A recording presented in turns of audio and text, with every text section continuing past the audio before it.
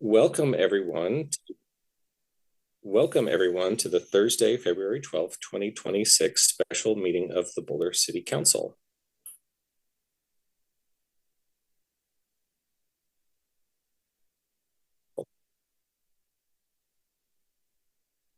Please. You're breaking up, Aaron.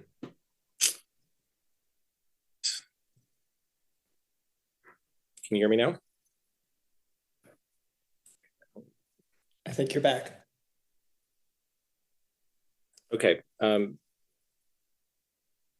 you hear me? We're called to order. And Alicia, can we have a roll call, please? Yes, sir. Thank you. Good evening, everyone, and thank you for joining us. We'll start tonight's roll call as usual with Councilmember Adams. Present. Benjamin. Present.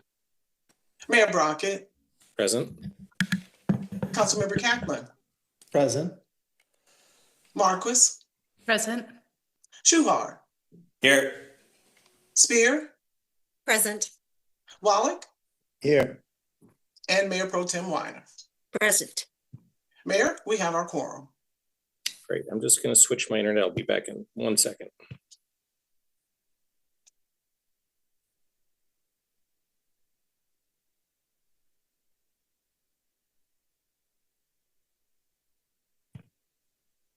All right, can you hear me? Yes. Okay. All right, I would now like to ask for a motion to amend the agenda to remove item 6A, the assault weapons certification period discussion. So moved. Second. Got to be fast. Yeah. We have a motion and a second. All in favor, please raise your hands. I believe that's unanimous. So the agenda has been amended. If we can go to our consent agenda item, please, Alicia. Yes, sir. Our consent agenda is item number 2 on tonight's agenda, and it consists of items 2A and 2B. Any questions or comments on this, or possibly a motion? Move the consent agenda. Second. Got a motion and a second. Alicia, can we have a roll call, please? Yes, sir. We'll start the roll call for the consent agenda items 2A and 2B with Councilmember Speaker. Yes. Wallach. Aye. Mayor Pro Tem Weiner.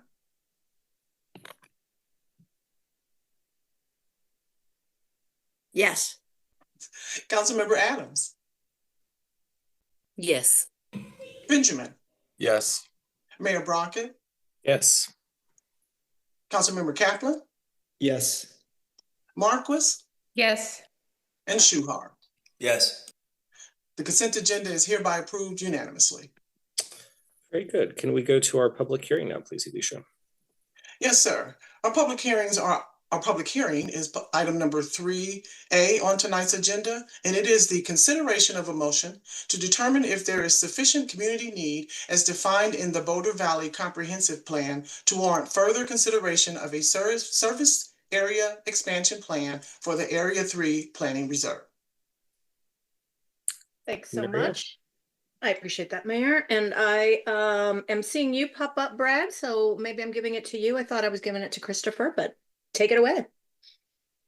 Thank you. Yeah, a little shift in plans, but good evening, Council. I am Brad Mueller, the Director of Planning and Development Services. We are happy to be here this evening. I just want to share as an introduction that at the end of the last century, city leaders did an analysis of what areas in the county might be geographically appropriate for urban development sometime in the future. And then over a decade or so ago, there was a precise process prescribed to determine if and when that should start. And we've been talking with you in shorthand as those being steps 1, 2, and 3. So last year, as a reminder, you authorized moving from step 1 into step 2 and conducting step 2 as part of the overall comprehensive plan update. And that is now what we're bringing to you tonight so that you can decide whether to authorize step 3 or not. So we look forward to hearing your thoughts and your determination this evening. And I will turn it over to Sarah Horn, our senior city planner, to go through the details with you. Hello, everybody. Thank you, Brad, and I'm really excited to be here with council tonight. As Brad mentioned, I'm Sarah Horn, Senior Planner on the Comprehensive Planning team, and we're here to provide you with an update on the service area expansion process, as Brad mentioned. And we've done our evaluation, and we're here to share the results with you tonight. So I'll just jump right in.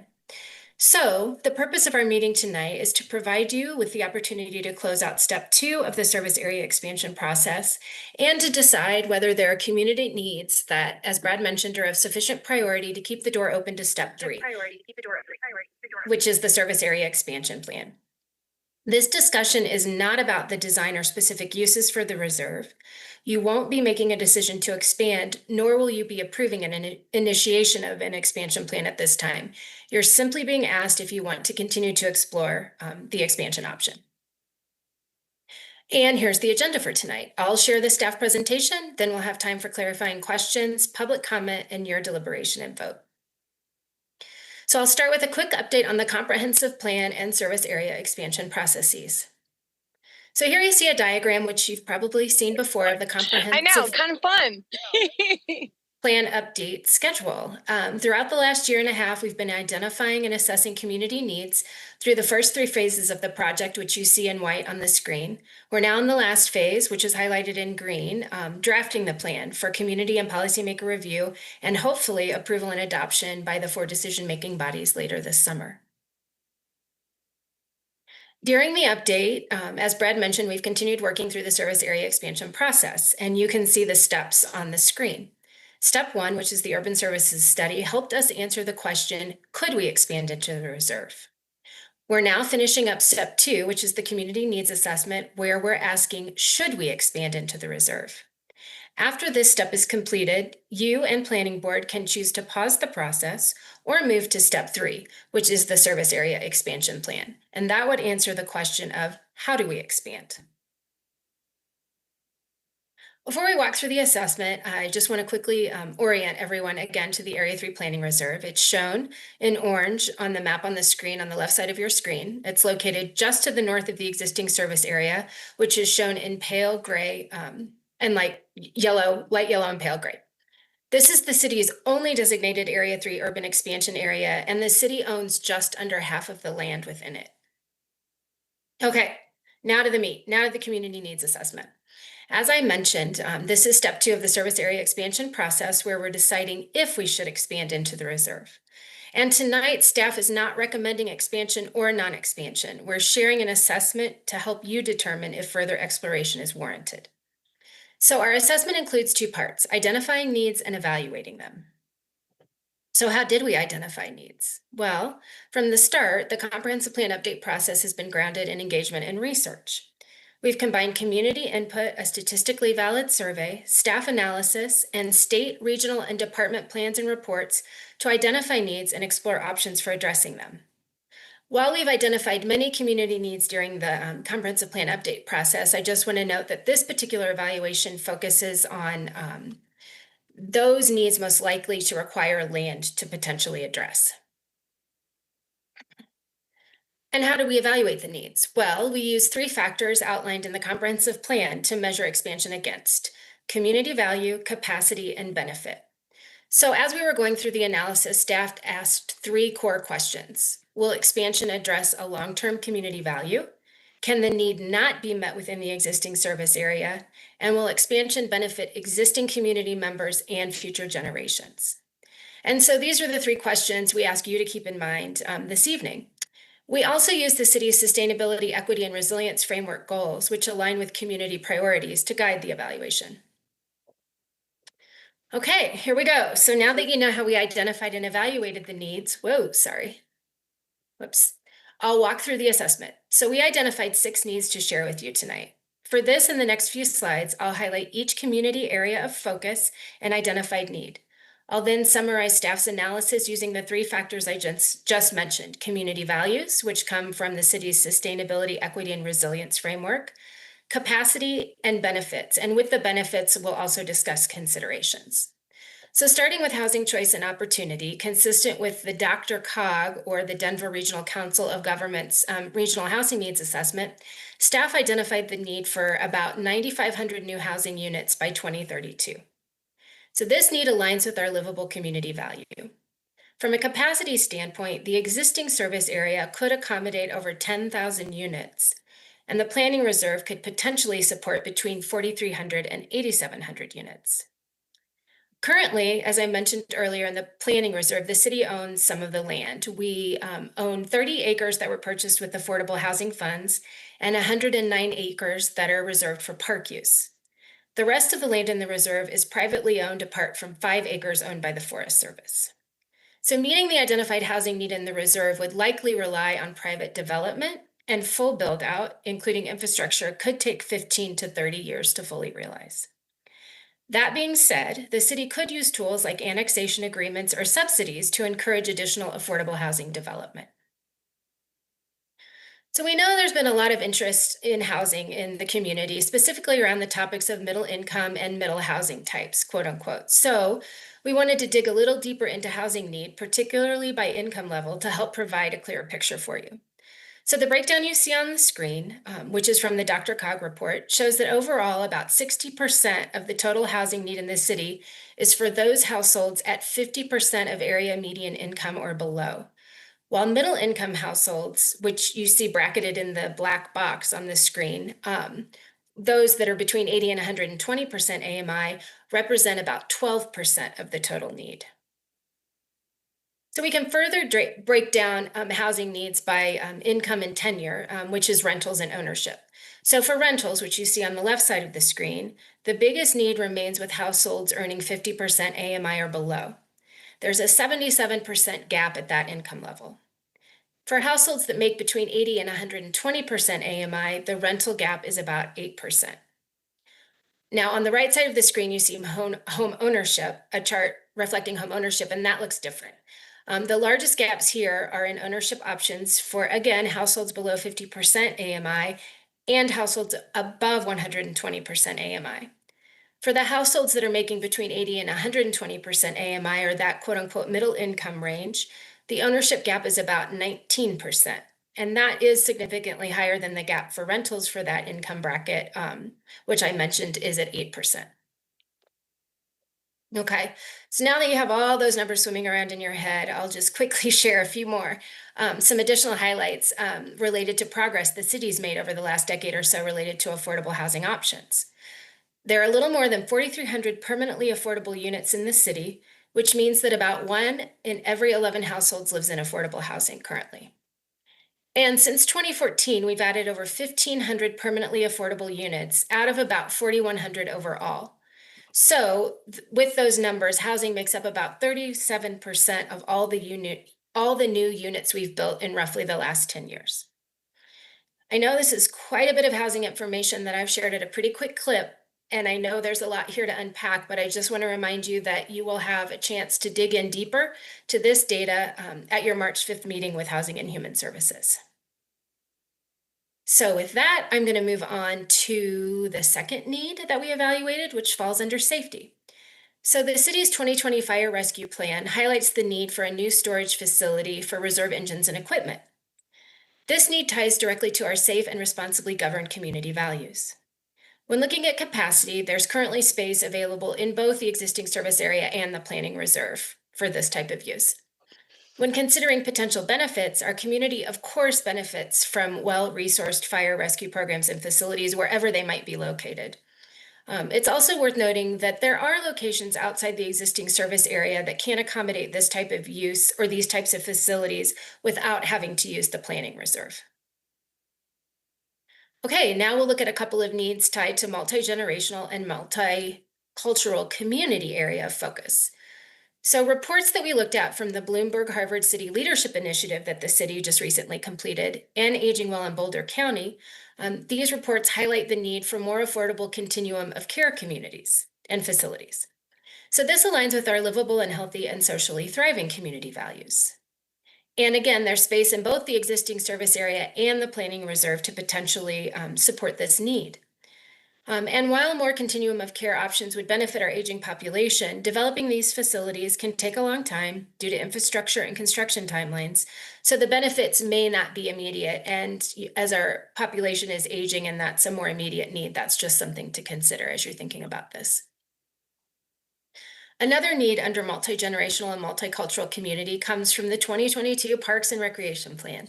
More regional parkland to meet level of service standards for the projected 2040 population. This need falls under our livable and healthy and socially thriving community values. The existing service area does not have enough space to meet this need, but city-owned properties in the planning reserve are available. As I mentioned earlier, 189 acres are already earmarked for parks purposes. Because the city already owns the land and infrastructure needs for this type of use are relatively light, park development could happen faster than other types of projects. And more park space helps our community meet national level of service standards. At the same time, funding for this effort would have to be prioritized if this course of action were taken. And while a lighter lift, infrastructure and services would still need to be extended if this was an option that you chose. Okay, so we have 2 more needs to go. We're in the home stretch. Related to food systems, community input that we've gotten throughout the process highlighted the need for smaller scale farming options for local producers. Again, this aligns with our healthy and socially thriving and our economically vital values. In terms of capacity, there are suitable sites in the existing service area to accommodate small footprint agriculture, but there aren't sites for traditional agriculture operations, bigger sized operations. There is space in the planning reserve to theoretically accommodate this need. And we know that expanding farming options and land for local food producers could be beneficial, but leasing, managing, and working the land is a complex process. And it's also unclear if this need could be successfully met in the reserve due to the low agricultural value of the land. And in fact, that's part of the reason that this area was chosen for potential urban development rather than agricultural development. And just a final note, this use is already accommodated outside the service area on city-owned and managed land in Area 3 rural preservation sites. So we do have locations for these types of uses already. And then finally, our last need. Under climate action, the city's climate action plan identifies the need for renewable energy generation to support our move to zero-emission electricity. This falls under our environmentally sustainable community value. There isn't space for large renewable energy projects in the current service area. And the planning reserve does have space that could potentially work, but we know that expanding renewable, it does have space that could potentially work. And while we know that expanding renewable energy benefits the community's health, the economy, and the environment, lots of different things, while there are large enough parcels of land in the reserve for this type of use, typically they're located in more rural areas. And they also might be better coordinated through public service utility providers or other partners who have expertise in these areas. So that wraps up a review of the community needs assessment. Pretty fast and furious, but we do have a couple more considerations for you to think about before your discussion. As part of the update process, you all know we conducted a statistically valid survey, and a couple of results are relevant here. The survey shows strong concern just generally in the community about cost of living, housing, resilience in the environment, so that's just important to keep in mind generally. And then along with mixed views about where growth should occur. So specifically, 39% of respondents felt that the city should focus housing and business development within city limits. 16% supported expanding to accommodate uses, and 32% feel that both options should be explored. And I also want to note that whether or not expansion is pursued, there are opportunities within the comprehensive plan itself to address community needs. For example, staff, we've been working on exploring how the existing service area could accommodate more growth and flexibility through updates to the land use map, the framework. We're trying to open it up a little for more flexibility. And we're also looking at policy changes that could provide clearer direction to address some of the needs I've discussed tonight. And finally, we did also bring this same item to Planning Board on January 20th. And a summary of that discussion is in your meeting packet. And the minutes were included in the hotline email KJ sent you Monday, so you have those. And I think many of you probably already now know the board voted 4-3 that the needs are not of sufficient priority to continue exploring service area expansion at this time. And I'm just noting that members were very intentional about that phrasing at this time, and they were clear that this was not meant to be a permanent rejection of expansion or a disagreement about long-term community needs.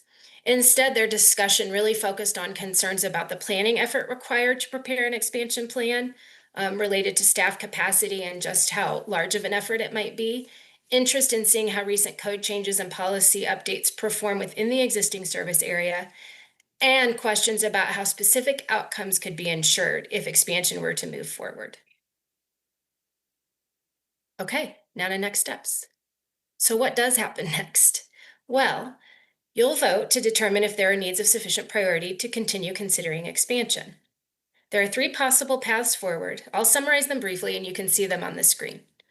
The first one, if council votes no, the process pauses and could be restarted during a future midterm or major comprehensive plan update. You see that on the left side.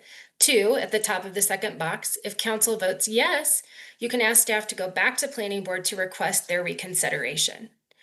If planning board changes their vote to yes, then the process remains open and staff would return to discuss initiation of a service area expansion plan after adoption of the comprehensive plan. And the third path, if planning board maintains their original position of no, then the process pauses with the option again to restart at the next midterm or major comprehensive plan update. Okay, so just one last reminder. You've heard about a range of community needs, some that can be met within the existing service area, some that may benefit from additional land, and some where the path forward might not be so clear. Your decision this evening is simply to determine whether these needs rise to a level that warrant continued consideration of expansion. We've highlighted 6 needs to ground and guide the discussion, which are up on the screen, but you're not limited to these needs. If you feel there are other needs that should be considered, please share them this evening during your discussion. Okay, and finally, now to the motion options. There are 3 and they're detailed in your memo. I'm not going to read them now, but I'm happy to bring them back up later if needed. And as you know, staff have prepared a draft framework council can consider and use as a basis for discussion this evening. All right, I'm done. Finally. Oh, and just one last thing. Staff is happy, of course, to answer any clarifying questions you might have before a public comment and deliberation. And with that, I'll turn it over to you, Mayor Brockett. Thanks so much, Sarah, for that clear and concise presentation. Data packed, but well explained. Okay, so do we have questions for city staff? And please raise your virtual hands. We got a lot. We've got Mark, Ryan, Tina, Nicole, Rob, Matt. Okay, I have a few. I'll try not to be too lengthy. You mentioned the gap is 19% for middle income households. As we have built virtually no middle income for purchase housing in the last few years, how can that gap be only 19%?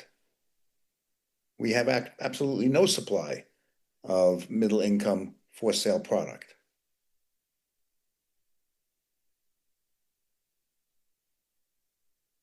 Sarah, you're muted. Council. You're muted, Sarah. Sorry. Yeah, I'm gonna jump in. Sorry. Christopher Johnson, Comprehensive Planning Manager. It's a great question. We do have representatives from Housing and Human Services. I saw Kurt's face pop up. That analysis is based on the DRCOG Regional Housing Needs Assessment, and so we did not dig into the details of how they determined that need, but certainly I would imagine Kurt or others may have some insight into that. Yeah, thanks, KJ. Kurt Fernhaber, Housing Human Services. So our understanding of the DRCOG data is that it represents what the actual need is.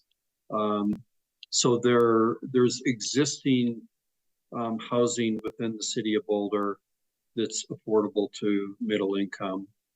And what you'll see on March 5th, there's actually a good amount of rental housing that's affordable to middle income households. And for ownership, there's also availability within attached units, so condos and townhomes. So it's basically it's a relationship between what's available and what the need is of the income level of those households, that segment of that population.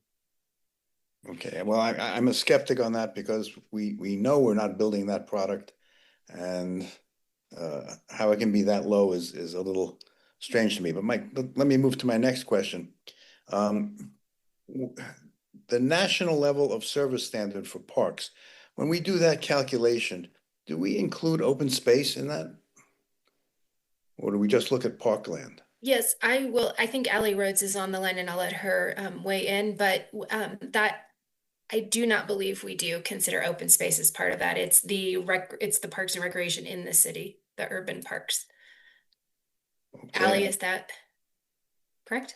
Sarah nailed it. Folks, I'm Ally Rhodes. I'm the Director of Parks and Recreation for the city. The nuance I'll add is that the reason the standards are different is because of the allowable activities. You cannot have a pickleball match, teach a soccer class, or do other activities under our charter on open space land. And so cities do have standards for urban parkland because of the activities and amenities that you can have. Okay, well, look, my follow-up question is, given that Parks and Rec has difficulty, given budget constraints, in maintaining its current assets, how does adding 189 acres contribute to your ability to do so? I'll offer that that's part of the challenge, right? I mean, the note is that by 2040, if we grow at projected rates, we will need additional parkland to meet community needs. As communities densify, that parkland becomes even more important. We see that in the existing system. So I would say regardless of Area 3, and because of luckily you all are talking about a long-term financial strategy, we need to have conversations about how to care for our park system for the community members today and those of the future. Okay. And a question with respect to energy projects.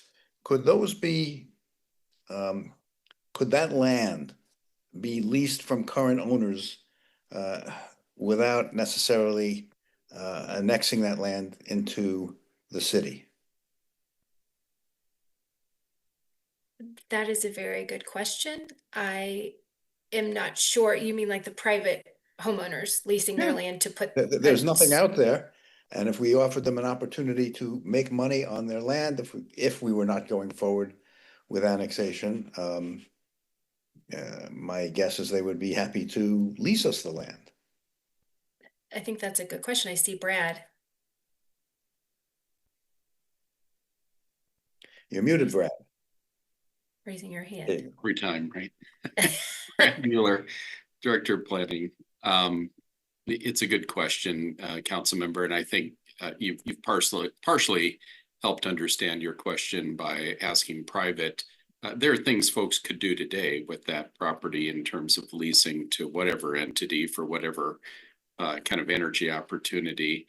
If it required more acreage or was part of a system that the city controlled, that be a different discussion, of course, that would involve the city and a lot of different considerations at that point. Okay, as there are 8 other hands up, I'm going to leave it there, and I'll have some comments, unsurprisingly, a bit later. Yeah, thanks for that, Mark. And yes, seeing the volume of hands, I'd encourage everyone to keep your list relatively brief and focused on things that you need the answer to in order to make a decision tonight. We've got Ryan, then Tina, Nicole, Rob, Matt, Taisha, and Tara. Thanks, sir. Great presentation. I think I just have one question, and it's about the park land again. On one of the early slides, there was a bullet that showed about the amount of park land that is, I think the word was designated. Can you or somebody just talk through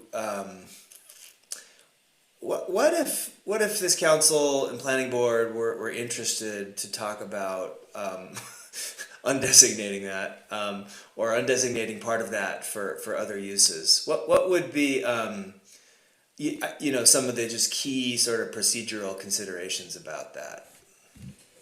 Sure, folks, this is Ally Rhodes. Sarah, do you want me to take that on? Yes, park please, disposals? Ally. So that would be considered a disposal of parkland, and the charter outlines the process for that. It requires authority by both the Parks and Recreation Advisory Board and City Council. Okay, so it's a decision that council with the Parks Board do under some proceeding, and if they agree to it, that's it. There's not a lot more, I don't know, to it than that. We'd have to analyze the funds that were used for the purchase of Area $3. If funds restricted to permanent park, like I think permanent park funds might have been used, or 0.25 cents sales tax, there might need to be a reimbursement under the current charter language for those funds restrictions. Got it. Okay, thanks very much. Thanks, Tina. Yeah, I have just a couple clarifying questions. So one is if we were to start annexing this land and some of it was near a transit corridor because some of it is running along 36 and presumably the train line, would that portion of the land need to allow the density prescribed in 123, the transportation bill, the housing density bill? There, I can jump in on this one. Okay, I will admit that I have tangential sort of experience with the calculation of the housing opportunity goal that's required by House Bill, I think 1313 from 2 years ago. I think unfortunately the answer is it depends. That housing opportunity goal and that calculation is based on a citywide calculation of all of those areas and an average density along those transit corridors.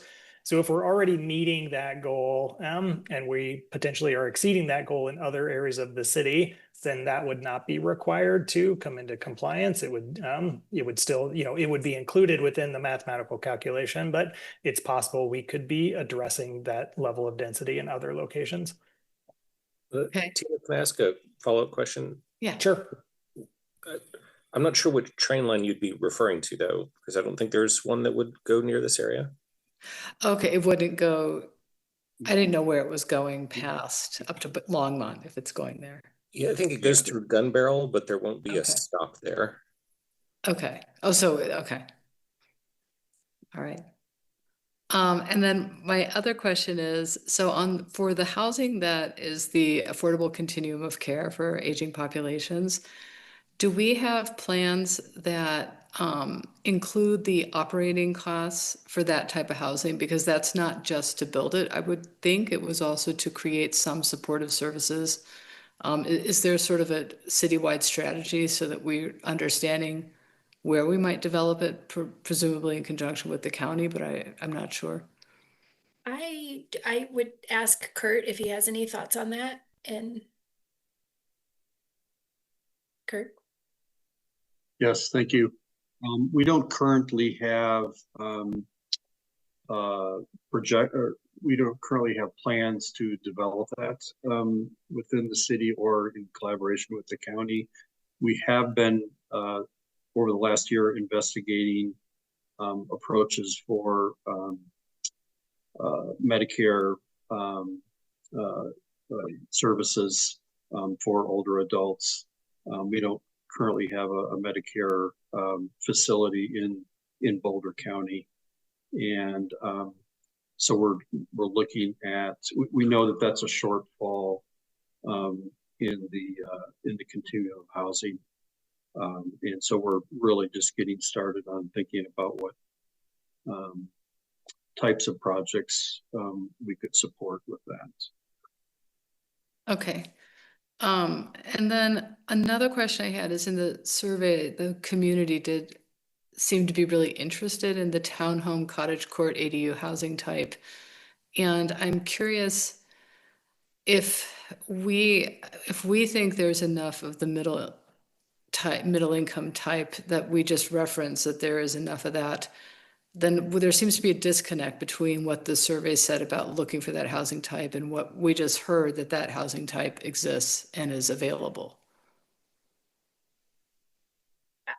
I would just offer, but the survey, we didn't, for that percentages that I shared, it wasn't pinpointing a particular type of housing. It was just housing in general. The slide I mentioned, is that what you're talking about with the survey results? I think we were just talking about affordable housing, that there's enough condos. Is that what Kurt was saying? Oh, I'm sorry. Did I hear that? Maybe I did. Yeah, so the Dr. Cog data looks at the number of households in the community, what income levels they're at, and then it looks at the housing types that exist within the community to come up with those shortfalls. So they're, again, for households that make 100 to 120% of the area median income, there are many opportunities, or there's lots of availability for rental housing for that income group. For home ownership, it's less, but it's primarily in the attached units. So it's looking at the number of households in that category and the percentage compared to the other categories. So the biggest shortfall in housing from an AMI perspective is that below 50% of the area income. Okay. And so, I mean, just at a really high level, and I'm sure you've given this a lot of thought, we hear a lot about our incommuters. And I'm just curious, do we know from our 60,000 to 65,000 incommuters what they might be looking for that would compel them to live in the city or closer to their job? I mean, because I think that's why I would probably expand this, is with that hope. Sure. Let me bring that question back to our team, and we'll think if we can answer that when we come back on March 5th. Okay. And then, I'm sorry, I have another question. So just one of the comments that planning board said is they're concerned about staff capacity. And I guess I just want to ask staff, how is the capacity, or Nuria, is there staff capacity in the planning department if we just move forward, or what will be, will this become a priority that we didn't anticipate during the retreat? Brad, I'll defer to you to speak about your department's capacity to move forward. Yeah, thank you, Nuria, and thank you, Councilmember. The retreat discussion, as you know, really focused on this coming year. So if it were to be elevated and talked about as a priority of council, that would be one avenue to have that considered at next year's retreat. I would say too, is if there's a definitive direction to move in that, to do a plan, what is essentially a sub-community plan for Area 3, we would take that as, the direction as well. We would want to talk a little bit about timing and trade-offs, but the short answer, Councilmember, is yes, we'd have capacity. That would mean not doing other things, of course, but we don't have a prescribed work plan in 2027 that, that had already been defined or you had all expressed as priorities already. And I think that's the clarity, Brad, that this would be a 2027 item. Yes, exactly. Okay, thanks. That's all I have. Thanks. We got Nicole, then Rob, Matt, Taisha, Tara.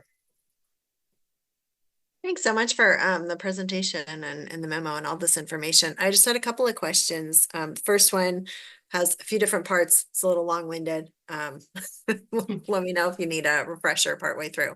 But I'm thinking a lot about the intersection of units and income and accessibility and age.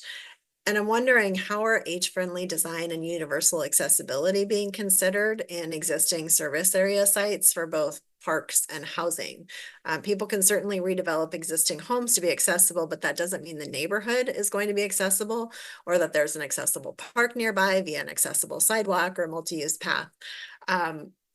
As it is now, a lot of our parks transportation system, existing homes, they are not accessible. So if we consider that additional dimension of accessibility, what happens to the need for a regional park, housing, so on? And can assisted living facilities be integrated into existing neighborhoods when many of our neighborhoods are not currently accessible? So basically just wondering if you can reflect a little bit on where accessibility factors in, because I don't, in my view, the need needs that intersection for us to get an accurate sense of need. Yes, that's a great, thank you, Council Member Spear. I'm going to just start and say that part of our new land use framework and thinking about how we create more areas where there are more intersections of those things you're talking about is something that our team particularly has been working through with the help of transportation parks. And I will start there and let others weigh in. But I would say that part of our new land use framework is starting to think about those things. Yeah, thanks, Sarah. I'll jump in quickly. And yeah, appreciate the question. And I think, Sarah is absolutely on the right track that in a couple of weeks, you and the rest of the community are going to have an opportunity to review the draft plan and the new land use framework and map and how that is applied. I will also say that there is more clarity in some of the policies that we have, and actually some new policies that speak more directly to particularly accessibility in terms of designing a city that is that works for people that from 8 to 80, right? If you design a city that works for children, it tends to work for the rest of us, and particularly seniors or others with disabilities, things like that. Also policies that are more directly referencing our Vision Zero expectations. And so I think that there are a number of ways that we're going to be coming at that sort of broad question of accessibility and providing amenities and services to people where they live and nearby where they live. It also factors into the 15-minute neighborhood conversation and direction we receive from the community assembly. So within the comprehensive plan itself, we'll be establishing that high-level guidance. And then ultimately through individual department plans and future work plan items, future implementation is how we'll actually make some progress on that. So, I mean, I guess, for the purposes of the discussion tonight, is designing an accessible neighborhood area a need that could be more easily met in a new area, especially one that doesn't have many hills? Or is it, a need that, you feel really can be met pretty easily through redeveloping of, existing neighborhoods, which are owned more piecemeal, and you can't always like you can redesign your area of the sidewalk or something like that, but the person next door has a different vision of how that works, and so they don't always connect together, right? Yeah, sure. There certainly are opportunities within what is essentially greenfield development, to envision a future and establish design guidelines and other parameters around how that would ultimately function and be developed over time. One of the considerations related to the planning reserve is that the city does not control the entire area. So much of that development is going to be private redevelopment or private development of those lands. Of course, there can be a framework and like I mentioned, design principles or other ways for the outcomes to meet certain performance standards and things like that you may not be able to achieve as easily within the city because you are working within existing context. But I don't think it's absolutely impossible to achieve those things within the city. Okay, thank you. And then one other question, it seems like one of the concerns that some folks have, I think this may have come out of the planning board discussion, was that, we don't have more details just yet in terms of what things are going to look like. And, obviously that will come out in the sub-community plan of the next step if this moves forward. But I guess my question is, are we ever going to have a time where we can really be thoughtful about what those design details and requirements may be while this is tied to a comprehensive plan update? Because I see how much work you all are putting into the comprehensive plan update. And I don't understand how you could also then be doing some detailed sub-community planning along the way. Sure. I might touch on that. And then I saw Brad's hand come up quickly as well. And, what I would say is that really digging into the details and understanding how we implement those policies within the comprehensive plan. That is the work to be done as part of an expansion plan for this area. The item before you tonight is just whether or not to keep the door open to move towards creating that expansion plan. But that's really when we would engage in the deeper community conversations around expectations of housing type and mobility options, and all of the more detailed design aspects would come through that process. Brad, if you want to add to Yeah, this. I'll just add to that that type of design value and standards is implementation, as Christopher indicated, and really would apply citywide and be implemented over time through capital investments, that type of thing. There is a current work plan schedule for the DCS, the Design Construction Standards, to be updated in 2027. And that certainly, could be part of that. I think you will see policies in the draft comp plan, which again applies citywide, that probably address that. But of course, council would be able to speak to that if it doesn't. But that would be citywide and probably of universal interest. Great, thank you. Rob, and thanks, Nicole.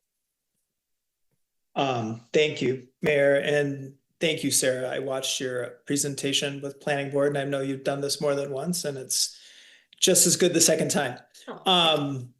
So my first question is, I know that one of the staff members, I think it was KJ, when asked about cost, I heard $300,000 to $500,000. Do we have a firmer number on that at this point?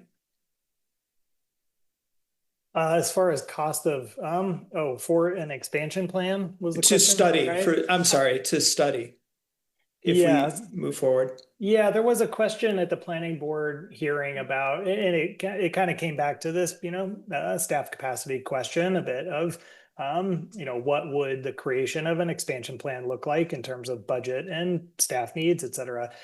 Off the top of my head, I, threw out a number of maybe $300,000 to $500,000 in terms of consultant fees that would be in addition to staff time. Again, I think that's very much up in the air in terms of how we would scope the project, how much of our own internal staff and expertise we would be using versus hired consultants to weigh in.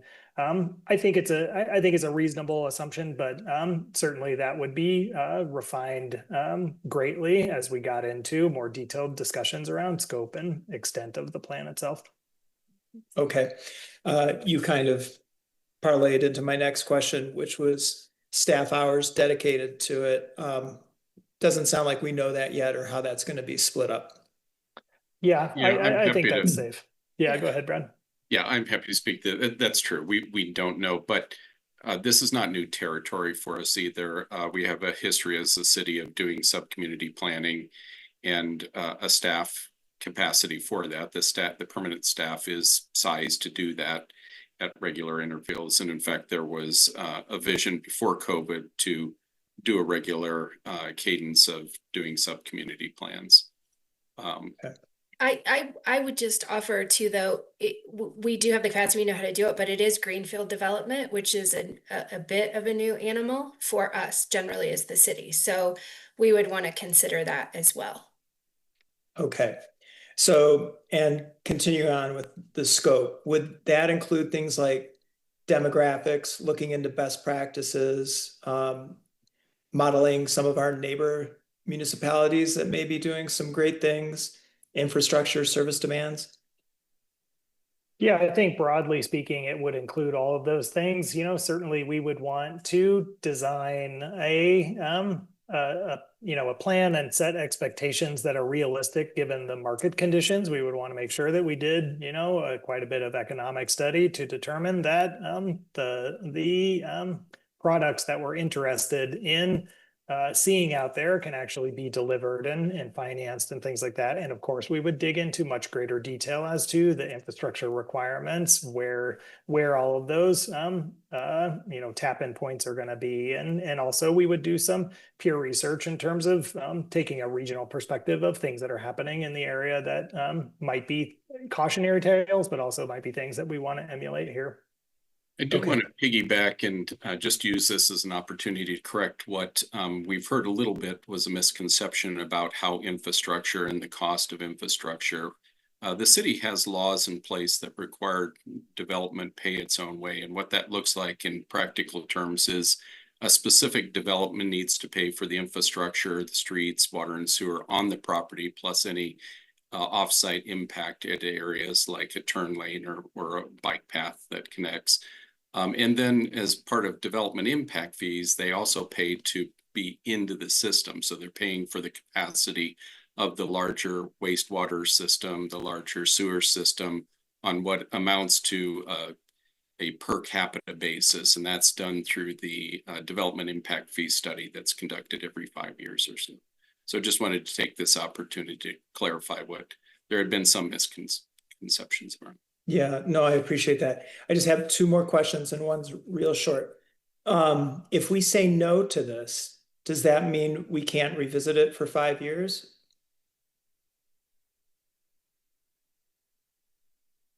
Yes, that is correct. Yes. It can be restarted or reconsidered at the next update to the comprehensive plan, and this the midterm update would be in the neighborhood of 5 years away. Right. Okay. Or 10 if you decide to wait even longer. Or if you wanted to wait, yeah, I would go to the next major update, which would be 10 years. 10. Okay, my last question. Sorry. Could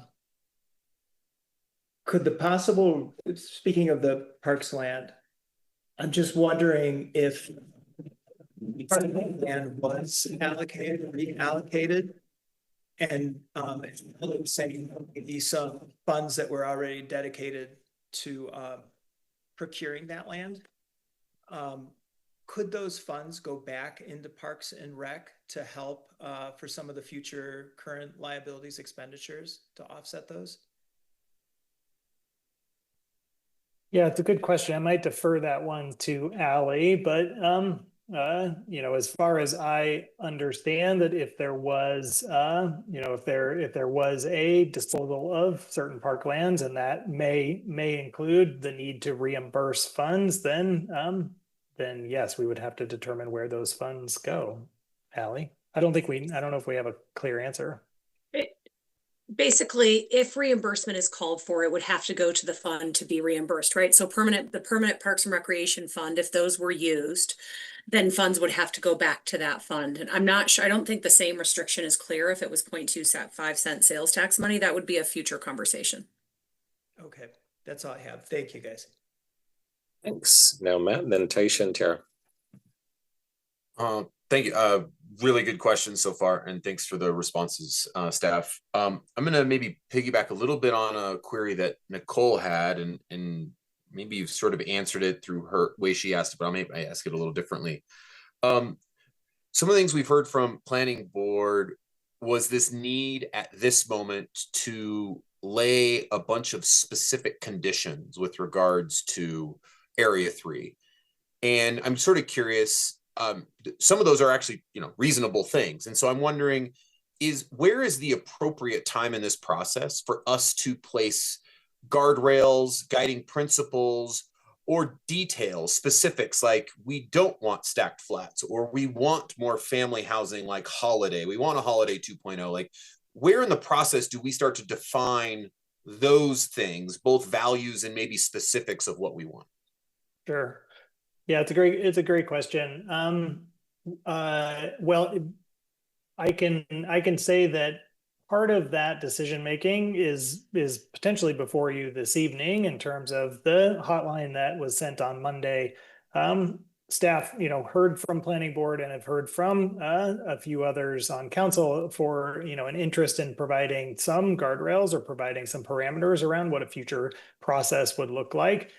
At this moment, I think it would be beneficial to the longer process to be relatively vague, or at least broad in those guardrails at this point, that are based on feedback we've received through this comprehensive plan update. So staff attempted to do that in that hotline that we sent at the beginning of the week to provide, here are the things that we're hearing from community or policymakers. These seem to be the areas of interest to explore further. So that could be a way to sort of put some put some parameters around it at this moment. When you start to get into more specifics around really setting expectations or requirements out of future projects and future development in the area, I think that's probably most appropriate within that expansion plan process, because at that point, you're going to have a lot more information regarding some of the infrastructure extensions, what the phasing looks like, which areas go down first, which areas are saved for later. You'd have better clarity around the use of city land. You'd also have a tremendous amount of community engagement and much more details, just broadly speaking, about what the future may look like out there. And I think at that point, that would be the right time to set some more specific expectations for future development in that location. Appreciate that. I've got one more question, but just a quick follow-up on timing. How long would, if we were to start the service area expansion plan in earnest following the passing of the comp plan, how long would that service area plan expansion process take? This is Brad. Yeah.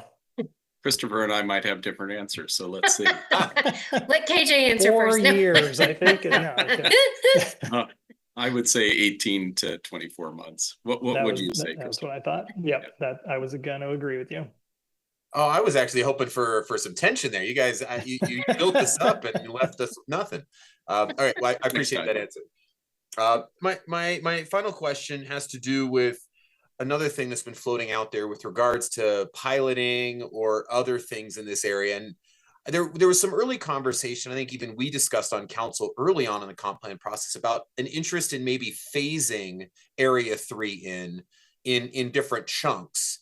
Certainly because we've sort of already begun the process in the southeastern quarter of it, and sort of thinking maybe we phase this to the northwest.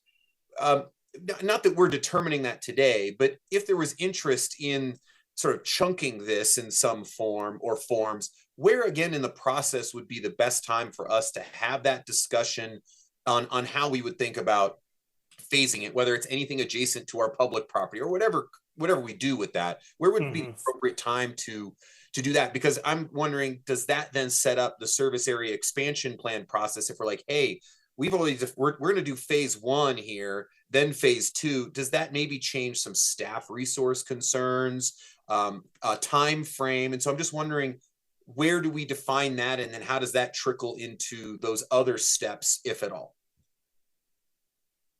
Yeah, thanks for the question. There is probably a bit of chicken and egg happening here, where there certainly could be value in understanding some of the phasing dynamics earlier, so that the service area expansion plan may be focused on those first areas to be incorporated. I think the way that we've always envisioned it, and actually there is some language within the amendment procedures of the comprehensive plan that sort of outline the characteristics of what needs to be included in an expansion plan. One of them is phasing, and so there's a description around the areas of contiguity that are adjacent to the city, the general size of each of those phases. So I think realistically, I think a real phasing plan would probably be part of that expansion plan process. But certainly there could be some initial sort of concepts or ideas. I also think that there's value in looking at the planning reserve as a whole and planning it holistically, and then talking about phasing as opposed to doing it incrementally. That would just be my preference if we were to start it tomorrow. I'll second that. I'll second that as a staff member who might have to work on it. Even if it's phased, just thinking about it like in a bigger picture might be a good thing to do. Appreciate it. Thank you so much. Thanks, Taish, and then Tara. Awesome. Thank you so much. And thank you to my colleagues for great questions. Mine are centered around a couple of areas. I will be brief. The first is on the plan. So I noticed that there's a requirement on ensuring, for example, the strategic growth report, the Colorado Vital Landscapes and Resources report, and the water plan report. But I was curious if the landscapes and resources component included the latest CPW wildlife action plan needs. I didn't see them mentioned in the report, specifically those related to habitat protection and connectivity. Yeah, and I think some of those elements, the water element and the habitat elements, are part of the comprehensive plan. So there has been some initial study on that. We have not looked specifically at what those outcomes are related to the planning reserve. Again, I think that would be part of that expansion plan process as we got into additional details on evaluating which areas may or may not be appropriate. What I can say is that back in the 1990s, when this area was identified, there was not a lot of agricultural or environmental or wildlife value identified in this particular area. That's why it was identified, but certainly science Conditions has have changed in the changed last 30 significantly, years. So. right? Yep. Yeah, habitat loss has been significant since the 90s, but I'll save that for comments. Just wanted to clarify on the plans. And then similarly, I didn't see any mention of that, the state agriculture plan. And we know that plan also has a priority around reserving water resources and resilience around that. So again, curious if the state agriculture plan was also considered. I noticed references to the impact of agriculture and was curious if that plan was actually reviewed and considered as a part of this initial review. Yeah, we did not look specifically at the state agricultural plan. We did consult with our county colleagues and looked at their mapping for areas of high soil value and things related to agriculture. This area was outside of those boundaries, but certainly we can and would which is why the state is plan. really important. Okay, thank you. And then for the water on the ag piece, when the first component when the first part of the process occurred, it was my understanding based on the responses from staff that agriculture water wasn't or that agriculture really wasn't really considered in that initial phase. And so I was just curious. Again, we know that currently the city of Boulder owns more agricultural rights than we use. And because of beneficial use, the majority of the unused water that we're not using for municipal needs are being sold for actually local agriculture primarily, is my understanding, with some going to other municipalities. But the majority actually goes to our local agricultural leases. So I was curious if there was, I didn't see an analysis of the impact of increased population and what impacts that would then have for those that are using agricultural water, both from our city leases, the 20 or so leases, the 60 or so county leases. Just was curious if that was considered at this stage. Yeah, I would say not in a lot of detail at this stage. We and I do know that Joe Tadeucci is on the line, and others from our utilities department that could speak to it. I will say during the urban services study, that first step of the process, we did calculate and do some preliminary estimates on water supply and water use. Yes. But that was not inclusive. Just wanted to point of clarification there, because I asked this question then and I'm asking it again now. And I was told that this was the step that was going to happen on, because this is the step that we need to decide, not on the how, but on the if. And so okay, so I can get on that in comments. And I want to go get this last question in, and it was about wildfires. Previously, again, I asked about whether the resources need to fight a wildfire were considered and calculated in the estimates for this service area. And I was told, and again, you're welcome to go back to the minutes and the recording, but I was told that although water had been considered as it relates to consumption and, use in some of the uses that we had, there was not a calculation for actually fighting wildfires and the impact that would have. Has that been resolved? I do recall that we studied as part of that urban services study, the sort of number of additional fire department staff and equipment that we would be required for expanded. I'm asking about water. So although I appreciate that response, my apologies. Yeah, I'm asking specifically, as I did before, I'm asking again, have we calculated how much water that we think are estimated that would be necessary. And again, I did ask this before. I was informed that that calculation had not been done, but that the calculation, that the data necessary for those calculations do exist, which was wonderful. I just assumed it hadn't. And so I was curious again, if those calculations had been considered as it relates to the water use for any kind of expansion into Area 3. I would say not at this time. We have Okay, not, but I thank know you. Kim Hutton is on the line if you would like to get any more details on that. It's a yes or no. So if we have not done that calculation, and I would assume if it had been done, it would have been in the paperwork. So I appreciate that. And then my very last question is the East Boulder sub-community area.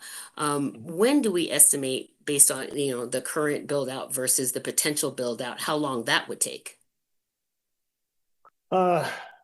Gosh, that's a great question. Thank you. It's going to be, it certainly is going to be dependent on market dynamics and how those properties redevelop over time. The sub-community plan, similar to the comprehensive plan, has about a 20-year time horizon. So it sounds like a similar time horizon potentially, is what I just heard then? 20 years, yeah. So that would take 20 years, and it would take potentially 20 to 30 on the sub area 3 or area 3. I would imagine Area 3 would be in the neighborhood of 20 to 30 years, just as part of infrastructure expansion and things like that. Or Brad, did you have anything to add to that? Or well, I wanted to clarify the planning horizon for the sub-community plan is 20 years. It's impossible to know what a build-out scenario would be. But I guess where I'm going the planning is horizon would be similar to what you just said for Area 3. My question then was for the east sub-community, and similarly, that's a relatively flat area. So will the accessibility considerations that we have been discussing earlier be applied to any build-out on the east area? I would certainly hope so. And again, I would envision that happening with citywide discussion in the next year. Awesome. Thank you so much. Thank you. Aaron, can I ask a clarification on one of those? Sure, yeah. So one question just on the water in the plan that we looked at, and there was that one point, that threshold at 9,000 units where we were uncertain whether we could continue with our service level agreements on water. In that scenario, was that kind of to Taisha's question, did that include maintaining all the agricultural uses, or was the quantity of water that we were thinking, would it all have been dedicated at that point to sustaining the new units? Does that make sense? Yes, it does make sense. And from my recollection, and I see Joe popped up, so I'll start and let Joe jump in. But from my recollection, the some of those potential water changes to water policy or changes to the way we implement our water restrictions were really under those most significant and severe climate modeling, and at those at the sort of highest level of additional housing units and density. But I do think that all of that was accommodating for, or at least anticipating, trying to also preserve, in-stream flows and our agricultural portfolio and other things. So Joe, please jump in and correct me if I have that wrong. Yeah, and I'll just phrase it like it kind of assumed everything would stay the same in how we're using water, and we had access to accommodate the additional units. That's the basic idea of that. Yeah, good evening, Council. Joe Tadeucci, I'm the Director of the Utilities Department. It's a great question, and if you remember, we did a study session this summer on our water supply, and we looked at a number of different scenarios, including climate change and some of those scenarios that were more extreme. And we talked about the various ways that we use water for our municipal uses, for in-stream flows, our agricultural leasing programs, and things like that. And of course, growth is another element of use.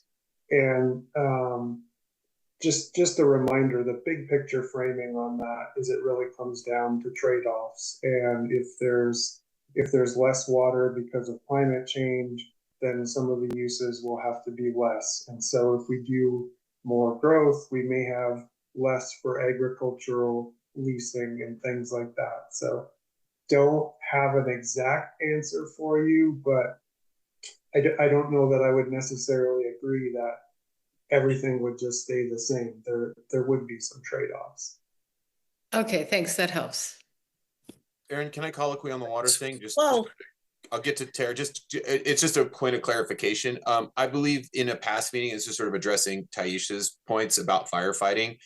It was discussed, and I believe the chief and maybe even Joe mentioned that the aggregate of water was negligible in terms of the overall quantity, in terms of firefighting efforts, and I believe the chief mentioned that once or twice. So I just wanted to clarify that, just since that was stated at a previous meeting, I think last year.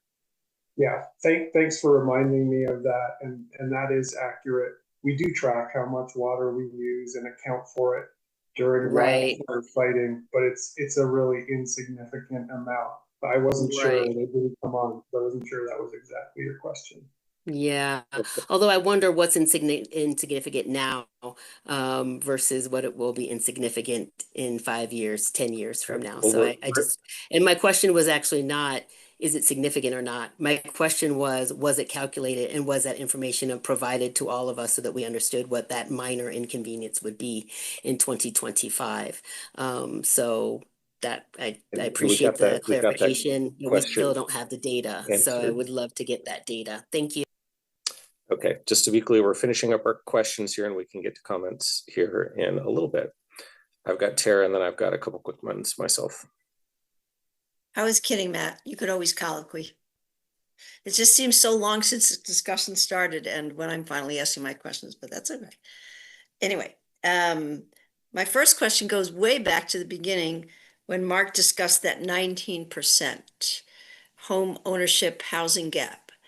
Can you tell me if the Dr. Cog study that gave us that 19% was the county, our city, or like the greater Denver area? What counts for that 19%? Those numbers that Sarah showed were for the city of Boulder. City. Yeah. Dr. Cog also shows information for the county as well. Okay, I guess when it comes to condos, which we haven't built any in forever, are they referring to those very old condos that for middle income? Is that the ones they're referring to? Well, they're referring to the housing stock that we currently have. And so that's used to figure out what the gap is. So it could have been all this middle income, could be just all those stacked ones that we put in. It has nothing to do with the ones that we might want, but more just any type of middle income housing. That's correct. Check. Okay. Next. This refers to Tina and her comment about timing. Is it possible that we can push back? Like, I know a lot of us are a little bit nervous about overwhelming the planning department. So couldn't we just say something like, once you're done with the comp plan and then Title IX and like 3 years in or whatever, can there be no rush on this so that we don't stress you out and so that timing is not a consideration should people feel that that is why they would want to hold back? Yeah, I'm happy to answer that. Brad Mueller again. You know, we work regularly with the city manager's office on workload and timing and such. And I would encourage council not to make that a primary consideration. We do have the group that works, just as an aside, on things like code updates is different than the comprehensive planning division. So there is that distinction, but so we shouldn't worry about you. You got this. Well, you should always worry about it. Maybe in a different way, but not about this particular thing. Can I colloquy on that really quick, Tara? So and I'm just going to ask a follow-up. I'm sorry, but we're really talking about budget considerations. So is this something where we would almost certainly need to spend more and this would become a spending priority as well? Or would it just be workflow that changes? So, I mean, we're looking at 300 to 500,000 in consulting fees. Is there anything beyond that? It's hard to anticipate, but that is a reasonable number. And of course, it all comes down also to how quickly If it's slower, for example, we would be able to use more staff resources. And the other thing to clarify is that you, as council, could wait a year or two to start the service plan. You would be just authorizing the ability to do it if you choose to go to step 3 tonight, not the immediacy of it, for example. Right. So no rush, no rush at all is what you're saying. It doesn't have to be a rush. Check. Okay. Listen, everybody, I'm kidding around, Nicole. Of course you can colloquy, everybody. I'm just joking. I don't care. I just wanted to be crystal clear on this point, Brad, that you were just making. Mm-hmm. If we were to say, yes, there's a need, please move forward. It doesn't mean that we start sub-community planning tomorrow or even next year or even the year after or the year after that. It would have to be a future council saying, please proceed with this, make it a priority. Is that right? And like funding, everything would follow at that point, but it does not mean that we are asking you to do this work. That's correct. And Christopher, is there a finer point to make to that? No, that's exactly right. Okay. Just that the decision tonight is to further consider an expansion plan, and then your discretion in the future, your and planning board's discretion, is when you would actually initiate that expansion plan, and that can happen literally at any time. It could be 10 years from now if you decide that. And sorry, Tara, to double colloquy here, and to clarify, it would require an affirmative vote of both the city council and planning board to take that additional next step in the future. That is correct. That is correct. Thanks. And the use of you is very, very, very loose here, because like it's you, a council in general, not this year's council, not even next year's council or the one after that. That's right. Just to be clear, I'm touched and honored that people are colloquying off of my points. Just kidding about rolling my eyes. That was a joke. Okay, next question about Rob's PPR, the Permanent Parks Fund. This is for Allie. We were talking about if we could change the way the Permanent Parks Fund is spent, making it applicable for operations as well. Do you remember? Via ballot measure. So in that case, would we be able to do what Rob asked? If I recall Councilmember Kaplan's question, his question was if there was a disposal, would there have to be a reimbursement to the Perm Parks Fund? Is that accurate? Is that the question we're talking about? Yes. Yeah, so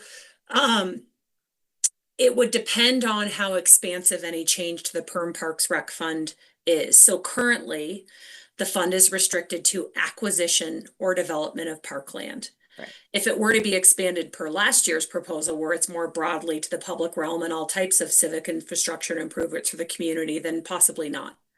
Okay, great. And anybody want to colloquy on that one? No, just kidding. Let me think if there's anything else. I do want to say one other thing. Sarah Horn, your presentation was so good and it was so expressive. I really enjoyed it. Thanks for it. Thank you. Thank you. Okay, thanks. I just have one question left, which is that KJ, thanks for sending out that hotline with a possible framework that could go along with our decision tonight. What would be the mechanism by which we would adopt that if we were interested in taking that approach tonight? I might defer to our city attorney, yes. Either Teresa or Ella about that.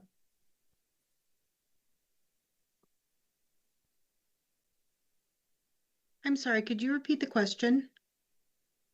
So KJ put out on Hotline a mechanism for us to kind of adopt a resolution with intentions to go along with potential future steps and related to planning reserve. What would be the mechanism for us to adopt that tonight if we were interested?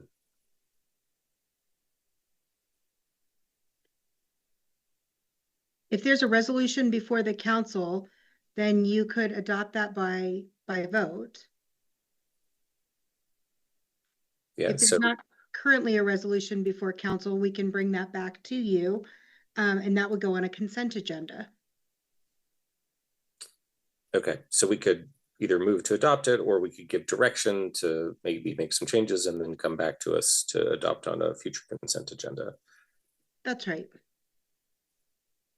Great. And Hella, I see you're off mic too. Did you want to add anything to that? No. Great. Okay, thanks for clarifying. And Tina has another question. Yeah, I'm so sorry, Aaron. Is there the way we looked at the units and the 10,000 units and the fact that the 10,000 units from the Dr. Cog could be accommodated within the existing service plan? Is there, and we have talked about, and I had, and you've provided a memo about incentives for middle housing type. I'm not talking so much about the price range, but just the townhome cottage ADU that, or not the ADU, but the cottage court and the townhome attached that tend to yield students and children. And we know that from the data from the Boulder Valley School District about approximate yields by housing type in the Boulder Valley School District. Is there something that we can do in the meantime that if we shifted things within the service plan that we could start getting more of that housing type, which we just haven't seen? We're seeing still predominantly student housing and luxury single homes, to see if there's some other considerations we could take to aggressively go after that market in the city of Boulder. Or do we feel that based on what we've seen in the last, honestly, 15 years, that it's very unlikely that we could come up with any kind of incentive plan to yield that type of housing within the existing service plan? I will attempt an answer, and I might also just ask Kurt to chime in potentially too. I think broadly speaking, I guess in terms of incentives and programs and funding, I think that you will receive a lot more detailed information on March 5th at the update from Housing and Human Services. What I can say is that from the comprehensive plan standpoint and the direction that that we are headed, that you all and the community will have a chance to see in a couple of weeks, is to really more broadly allow for those types of housing to occur in many more areas of the city where today they are not allowed for the most part. And I would say potentially due to some of the land use regulations and then the corresponding zoning, a lot of the units that we do see developed are higher intensity stacked multi-unit apartment buildings. And they tend to be focused in a few locations within the city, East Boulder, near the university, et cetera. And so what the comp plan is intending to do is to broaden those choices across more areas of the city so that there are more opportunities for those types of housing to be developed. Now, that is just one component of many, of course, that will have to go into the success of providing those units. So obviously the financials and the economics and the market demand, et cetera, are all going to have to play along as well. And that still may not be enough. So to your point, there may need to be additional programs and incentives to move those things forward. But at least from a vision standpoint, a policy standpoint, and ultimately what will be a regulatory standpoint, we're opening the door for those things to happen in more locations. Yeah, I would just add that a lot of the development in North Boulder was done through a sub-community plan with the intentions of the type of development that we ended up seeing. So that's a process that can encourage that. One of the things we'll be talking about on March 5th is the state demographers, and their projections are, and we're seeing this not just in Boulder County, but we are seeing less children throughout the state. And the biggest need that they see over the next 15 to 20 years is actually smaller units to meet the needs of a changing demographic.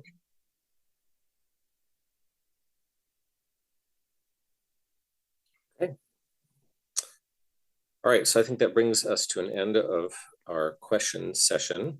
We are now quite over time with the length of those questions, but we are now going to move to the public hearing. So Elisha, can you do our public participation guidelines, please? Of course, sir. Thank you.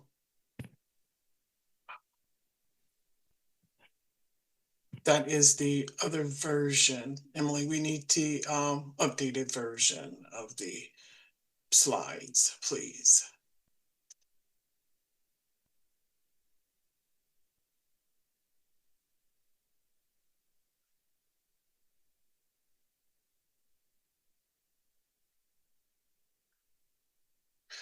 All right. Thank you for your participation at tonight's council meeting. We ask that you abide by the rules of decorum found in the Boulder Revised Code. That is, including participants are required to sign up to speak using the name they are commonly known by. Individuals must display their whole name before being allowed to speak online. No attendee shall disrupt, disturb, or otherwise impede the orderly conduct of any council meeting in a manner that obstructs the business of the meeting. This also includes a failing to obey any lawful order of the presiding officer or to refrain from addressing the council. All remarks and testimony shall be limited to matters related to city business. No participant shall make threats or use other forms of intimidation against any person. And lastly, obscenity, other epithets based on race, gender, or religion, and other speech and behavior that disrupts or otherwise impedes the meeting will not be tolerated. Again, thank you for joining us and thank you for listening. Thank you for that. All right, we have 4 people signed up for the public hearing. Each of them will get 3 minutes to speak. And the first 3 speakers are Jonathan Singer, Lynn Siegel, and Adrian Sofer.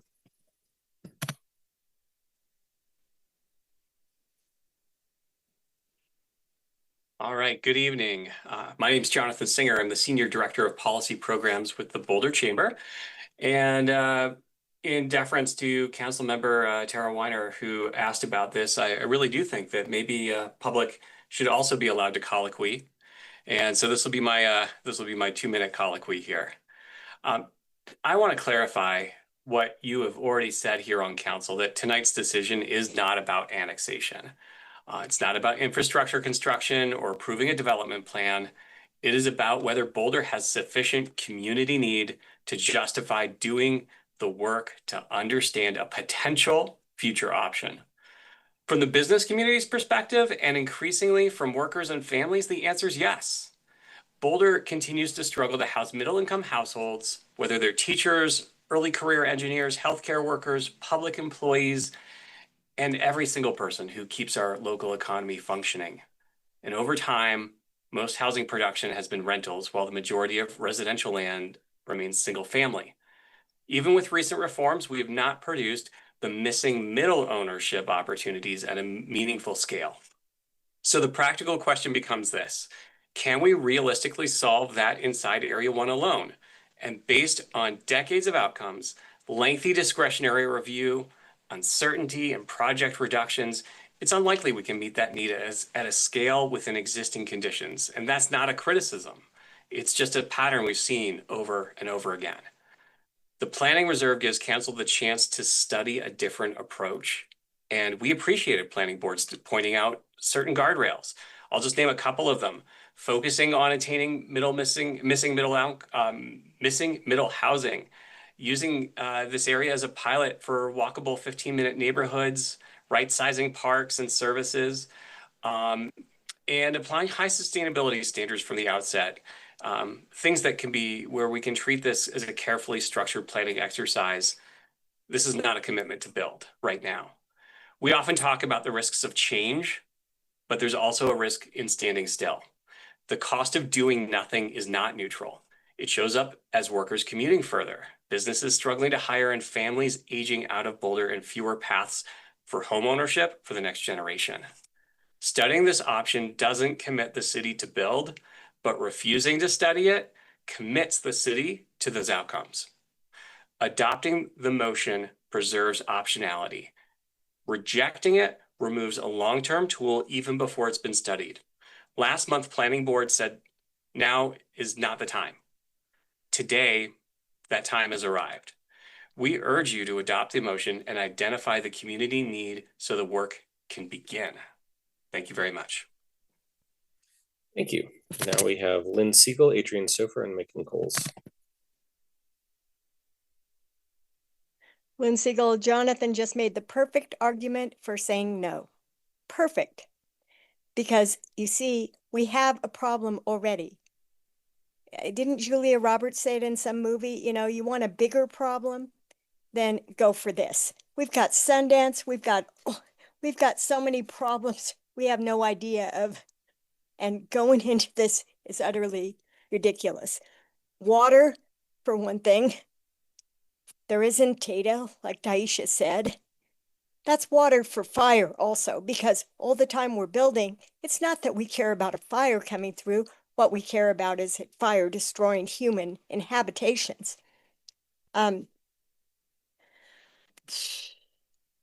This is just a bad example of planning. You know, Erie, look at Erie. There was a place where we had nothing, became a town overnight. This is another place where we have nothing there now. And have we had a transportation study of what impact this is going to have on Broadway and the other major arterials into the middle of town? You know, this is not a big sprawlish area up north. We don't have that. We do on the south. But there's nothing there. There's one direction those people are going to come. Back into Boulder, back into town. What does that mean? Congestion. Oh, brother. You know, I thought of this about my retrofit lately, you know, Nuria. You raise your voice, I erase your voice, you know. Well, I have my voice still. I can't come to the city council because I am suspended from there until March 22nd. You know, but we have something for this part of it. Nothing about us without us. You know that expression? These are all ICE expressions that are now weeding themselves, like impregnating themselves into our local cultures. Luckily, I have something to say about it. I'm one schmuck. I've watched this for 35 years. This was a bad idea from the start of doing anything up there in Area 3. Now's the best time to say no on this because of all of the factors that we don't know. We don't know about the water demand. We don't know what the Colorado River Compact decision is yet, do we? Like, what business do we have throwing out thoughts here now so prematurely on this demand for this stuff? And it's an inelastic market. The middle is not going to happen here. And free Gaza, free Palestine. That's the best thing. Up. Thanks.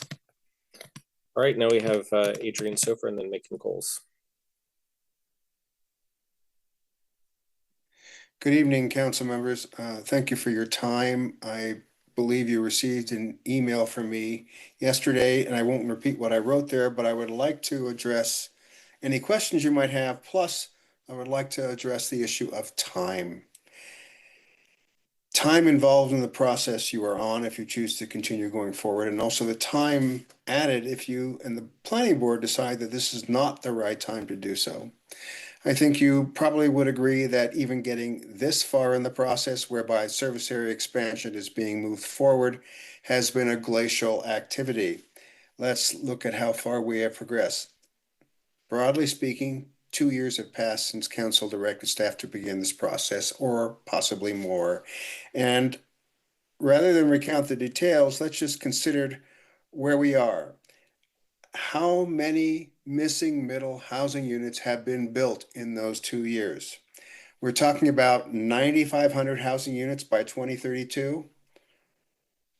Have we gotten any of the housing units that we say we want in the existing service area? Has the need for that kind of housing decreased or increased? Has the market for housing gotten more or less attainable for service sector, our teachers, nurses, first responders, or young families? And our elders, do they go somewhere else or do they stay in their homes, which could benefit younger families? Have land costs gone down anywhere in Boulder? Consider that housing in a supported neighborhood that will likely not become available in the planning reserve for 15 to 20 years and will at best serve the children that are going to elementary school today. One would hope that such a thing were possible. I can tell you it's not possible for my kids. Or are we really saying that it's not a concern of this council that we have such housing? I don't think we are. My fear is that we think that we can accomplish these housing intentions through changes in land use code, increased density in our single family neighborhoods, sub-community planning efforts, sensitive infill, and by all means, yes, let's pursue those. But in the end, it all comes down to whether or not it's going to happen in my neighborhood, in your neighborhood, and what someone says when we propose that. And all too often we say, do it in somebody else's neighborhood. We cannot legislate our way out of that in area one. It hasn't worked so far and it won't. So from the other perspective of time, what if we don't do this now? What if we choose not to move forward in this time frame on this proposal to move the study further? Is this council in 5 years, who, by the way, is going to be potentially up for re-election next year, going to pursue it in 5 years after having gone through all of the challenges now, today, and said no? I don't think so. We're looking at 10 years later. Is that a benefit to the city in the long run? I think that's the question you have before you. Thank you for your time. Thank you. Our final speaker is Macon Coles.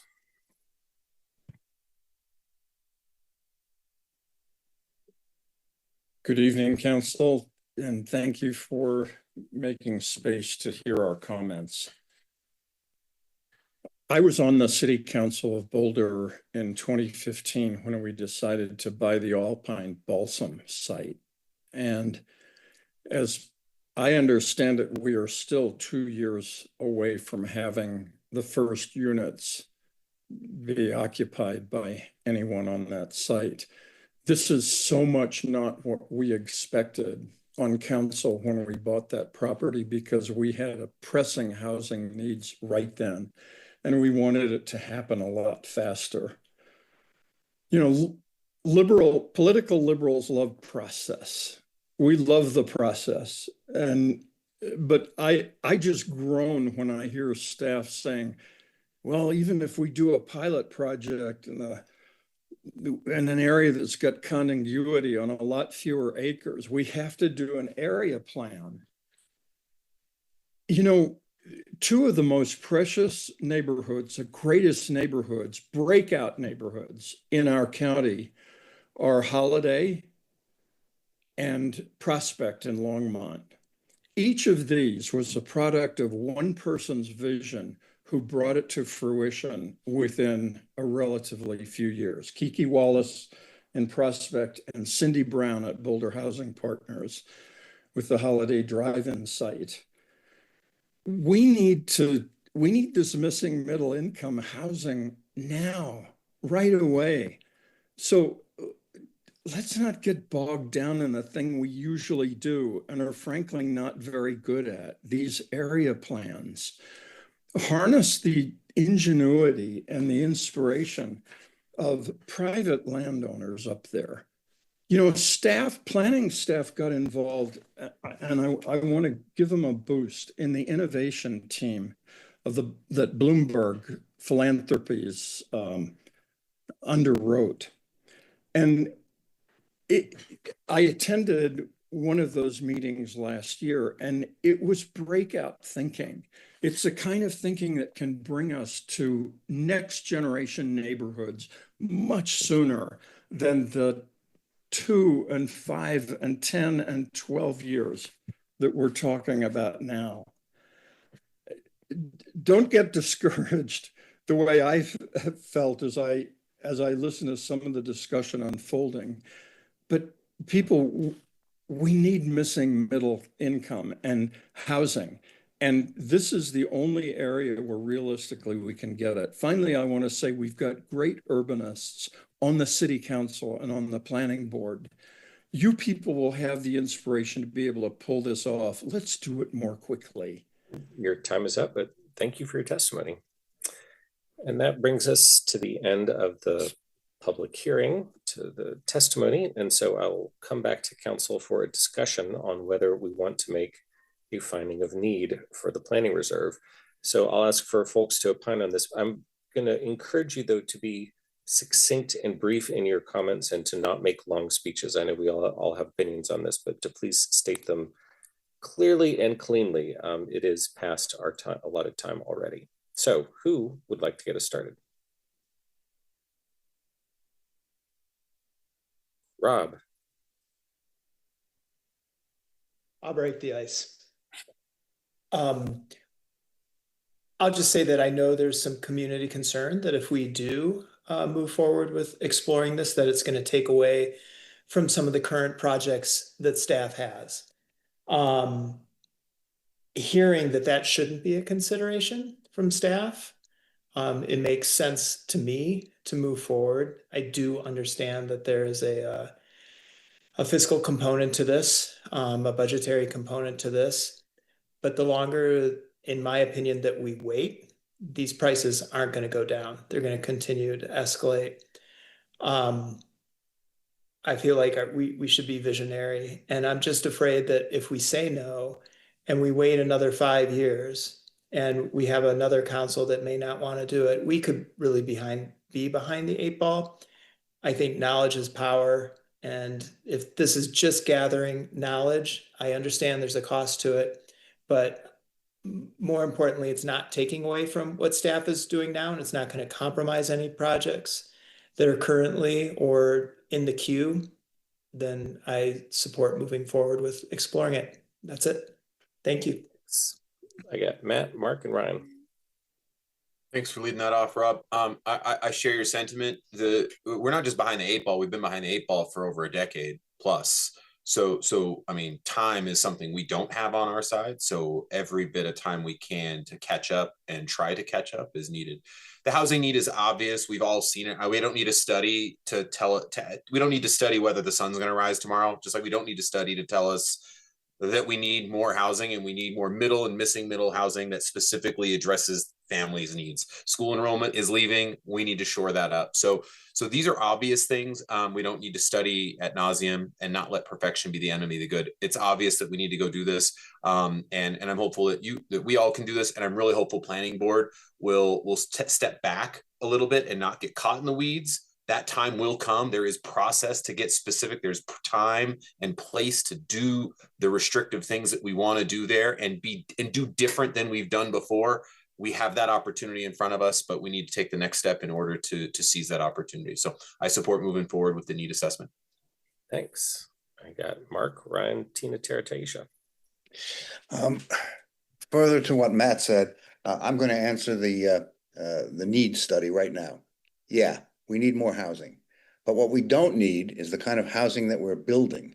And so my interest in moving forward is only if we put some guardrails on this study to have it focus on the kinds of housing that Macon Coles specified in his letter, and that we know is what we need for middle income and even a little bit above middle income purchases, the housing that we're not constructing today. We don't need another Boulder Junction out there. We don't need stacked flats out there. We're getting plenty of that, okay? And it's simply not a necessity for us. So I would like to see some guardrails put on this so that we are focusing entirely on creating the kind of housing that we can't create elsewhere in the city. If we don't do that, to me, this is a useless exercise and creates the possibility of getting exactly what we don't need. So I would like to see some guardrails put on it if we're going to move forward. And I'd like the focus to be exclusively on getting the modest sized homes and the other small types of housing that we're not getting today. And you know, we're not accommodating city staff. We're not accommodating first responders or teachers. We're not accommodating anybody in our housing other than students and the wealthy. And so I have great respect for what the planning board did. And if we don't put some guardrails around this, I would want to defer to their judgment on this, which is not a permanent judgment, but it's simply saying that we have no need other than for that kind of housing. And so, and by the way, the county also weighed in with a memo that said they didn't see the need either. So, there are some serious players here who have disputed the fact that we think we have a great need for additional housing. We do, but it's not housing generally. It's housing specific. And I am urging us to put those guardrails on this study so that that's what we get. Very good. Okay, thank you, Mark. I got Ryan, Tina, Tara, Taisha, Nicole. Okay, we're being asked to consider community value, unique capacity, and generational benefit. On community value, I do think it's clear that this can contribute up to 8,700 or more units of middle-income housing for different incomes and ages with the blank slate. So I would agree that that's clear. Can we meet this need with existing capacity? There's two arguments that I can see. One is that the quantity and the speed of this housing is something that can only be done in the Area 3. I'm actually optimistic that the existing service area could be competitive in terms of quantity and speed to deliver this housing, considering giving a little bit of time following reforms with land use we've made to date, the reforms we're about to make with BVCP, future reforms, the levels of investment that are up to $1 billion that are associated with the land use, and the creativity for finance and other things that are going to go into this big process. So I'm open-minded that the potential's there on this argument, but I suppose I'm more optimistic that we could meet it within the existing area. The second case is that the Area 3 capacity can uniquely buy the middle levels of affordability. I'm with Mark that the existing pattern of development is not delivering the middle levels of affordability, say 50 to 120-ish% of AMI. And I'm not aware of a reason to think that without some novel kind of an intervention here, that's going to happen here. So, but what I think we could see is the ability to donate the land value towards materially reducing the cost of housing to make that happen. And so I do think there's a case here. A hitch is, we've seen the services study that says is up to close to maybe $1 billion. I mean, depending on the assumptions, that's pretty expensive per unit. I mean, it looks like it's up to 100 or 150K per unit. So the answer to the question of is there a unique benefit in this one, I really think it's a calculation, and we don't have the calculation yet. I'm optimistic it could work. So my conclusion on this unique benefit is that I think there's a good hypothesis that it works, but it needs to be validated. And then finally, in terms of generational benefit, I think if you can validate the two items that I just said, there's a few other conditions that we would need. I would like to see no new natural gas or fossil fuels, and a few other things we could talk about. But I think it could be there. So I'm ready to go forward on the basis that we are doing a study to keep the conversation going. But there still would be a way to put constraints on moving forward if we see that the net effect is not what we need. Thanks, Ryan. Tina? All right. Yeah. Thank you for that, Mark and Ryan. And I share a lot of both of your thoughts. I'll just add also that, and I have been, one of the reasons I ran for council was in fact to support housing that would be helpful for people looking to raise children. And while there is a general decline in children in Colorado, there's actually been growth in districts which are highly correlated to where they've built housing types that attract families with children. So, and so it doesn't mean that we're going to solve I don't think we're going to keep every school open, overall trends are lower, but I think we can help out a little bit by having options, even in a smaller scale, knowing that there'll be fewer children, but we still want to have them here in our community. The other piece, though, is that I think this is an opportunity to answer some of the questions about what would something like this do more specifically, and particularly bringing up Taisha's points about water. Where will we see trade-offs with agriculture? We know that's just so important for our community. And we're having this dry year where I think water is certainly top of mind, and we can take this experience of this year and say, okay, well, how is that going to pan out in this potential new development area? And then also just, I would rather take this slow so that we can see how things develop in the next couple years. I feel that we are at a point of change in Boulder again. And I just want to look at what our occupancy is like. We have a lot of new development coming online this year again with things like the Millennium that might have some other impacts in the community. But for now, I am interested in answering some more questions about this, and then hopefully with more information and a better idea of what it might look like, I'm open to taking this further for more discussion. I fully support guardrails around the housing type, and so that, because that's the one thing we don't seem to be developing here. But I'd also like to learn more about, what will there be demand for that housing type where we can lean on some of our private partners and experts in sort of real estate. Is this a need? I suspect it is, but we didn't really directly answer that question through the DRCOG analysis. Thanks. Thanks. Now we got Tara, Taisha, Nicole, and then I'll go. Well, gosh, let's see. I ran for council 5 years ago, I would say. People have been talking about Area 3 when we ran for election. That was our thing. Like, let's do Area 3 so we can get some housing people can afford and the types of housing we want. So I promised the community that I would do that. And we haven't gotten it done. And so I feel like this is our opportunity. I could be negative, but in this case, I can be a negative person, but in this case, I'm pretty positive. I think we can do it. If we just start with the guardrails we all want, and we want the type of housing that we want, and we don't have to do like the entire section. We can just start small with the small parcels. Then we can do what we all want to do. I just don't want to give up. To me, home ownership is super important for the next generation so that they can build wealth. And I feel like this is our opportunity of a lifetime. Can I say that? It's our opportunity of a lifetime. I'm really excited to move to the next part of this discussion. That's it. Thanks. Taisha?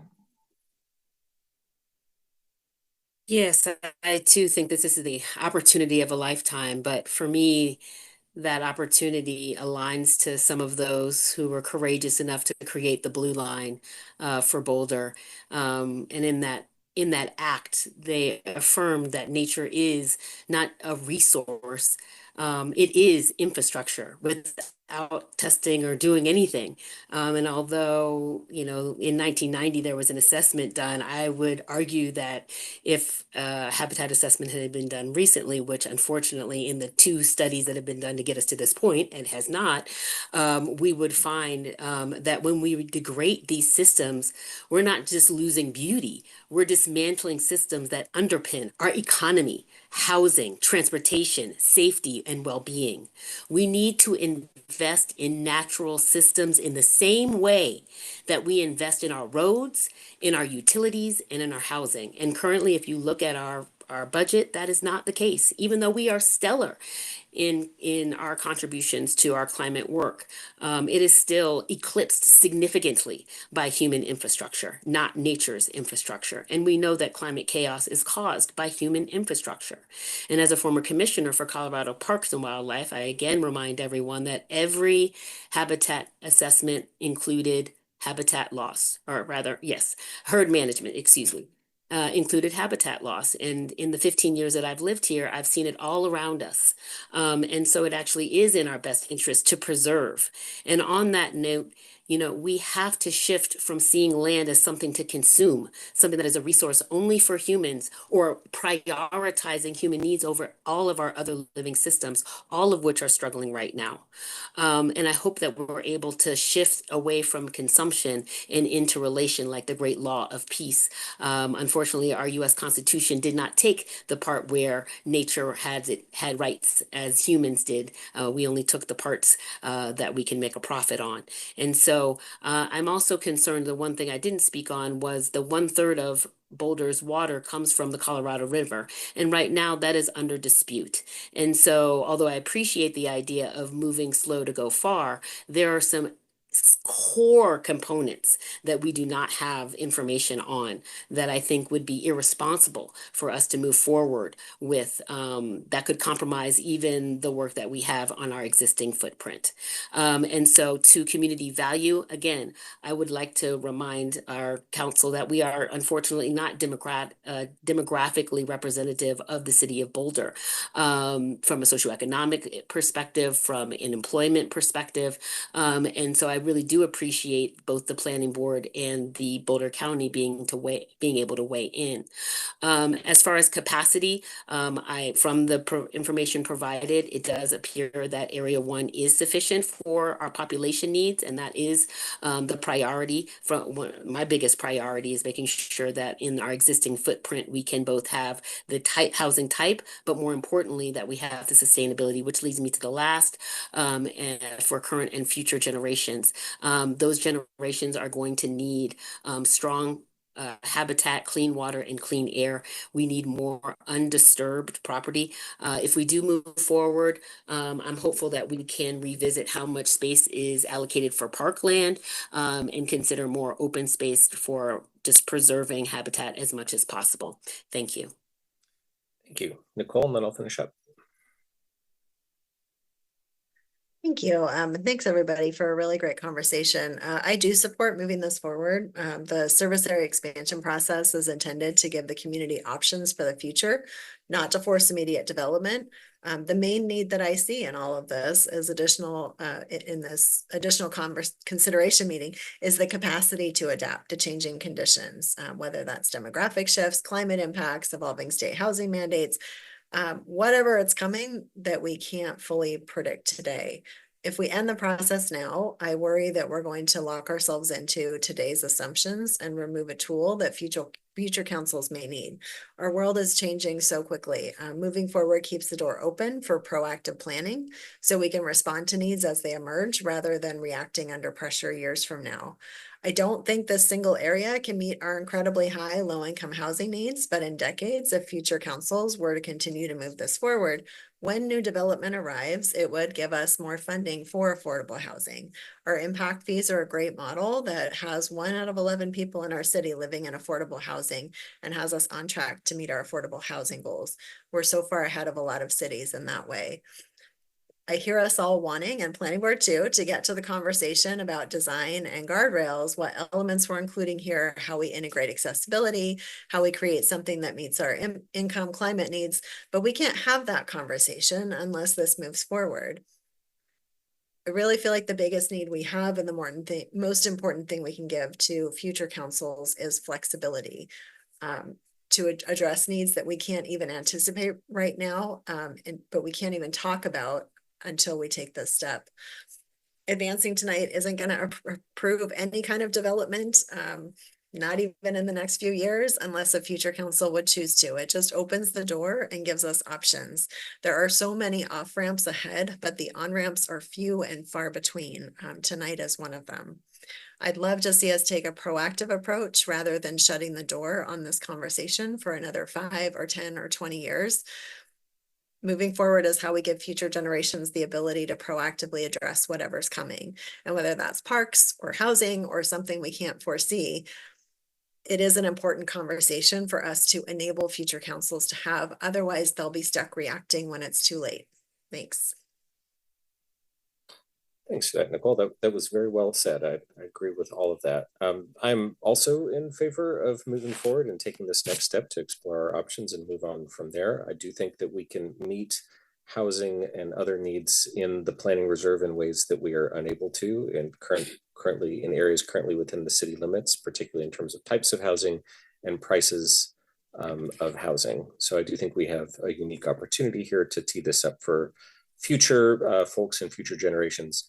There's a lot of talk about how much people like the Holiday neighborhood, and we could do Holiday 2.0 here. And given that I was one of the earliest residents of Holiday 1.0 because of visionary folks 25 plus years ago, my wife and I were able to raise 2 kids in an amazing walkable mixed use neighborhood. And so hopefully we can take a step here so that future generations of people can live in the planning reserve in a sustainable, walkable, mixed use neighborhood that will serve our future residents for generations to come.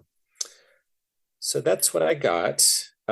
So the one other thing I want to put on the table before we go to a motion and a vote is KJ and the team did put together that potential resolution that provided for some intentions and guardrails for the future consideration of the moving forward with the planning reserve. So I would like to get a straw poll to see if a majority of folks are interested in also potentially pursuing that. Because from people's descriptions, it sounds like there's probably going to be a vote to determine need. But before we move to that, I would like to see if a majority of folks would like to consider that resolution as part of this discussion. So if you would be interested in that, if you can raise your physical hand, please. Aaron, could we put that resolution up on the screen? Yeah, what? Yeah, thanks for Yes. that. It did come out in an email like a few days ago, right? So it would be good to have it. It's kind of long, but I will copy and paste it into the chat right now. I can. Community should see that if we're deliberating on a resolution. I can share it. I can pull it up. Yeah, I can. thank you, Sarah. Yeah. Get that up on the screen. Here you go. Let's see. Oh, hold on just a second.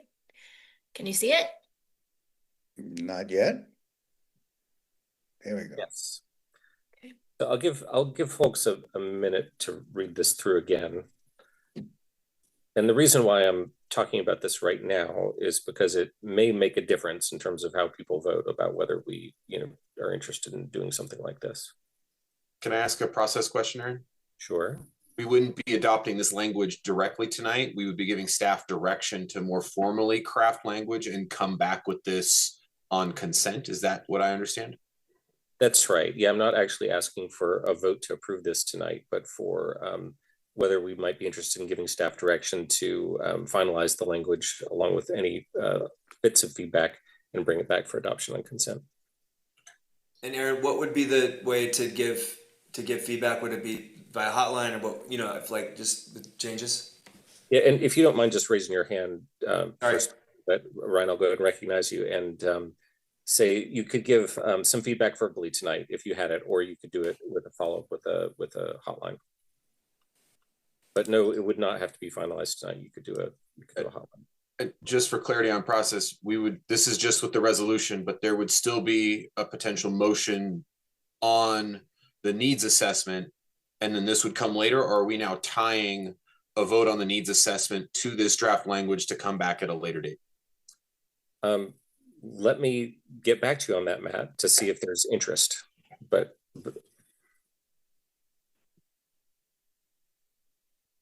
all right, and we got your team's chat is appearing on the screen. Chat.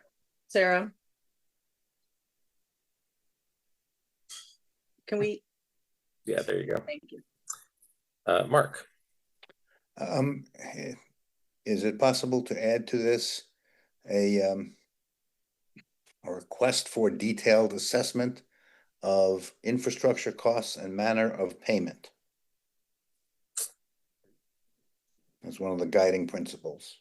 I think it would. I think that would be, as I understand it, would be 100% part of the process. So it's certainly possible to, I think, add in language to that effect.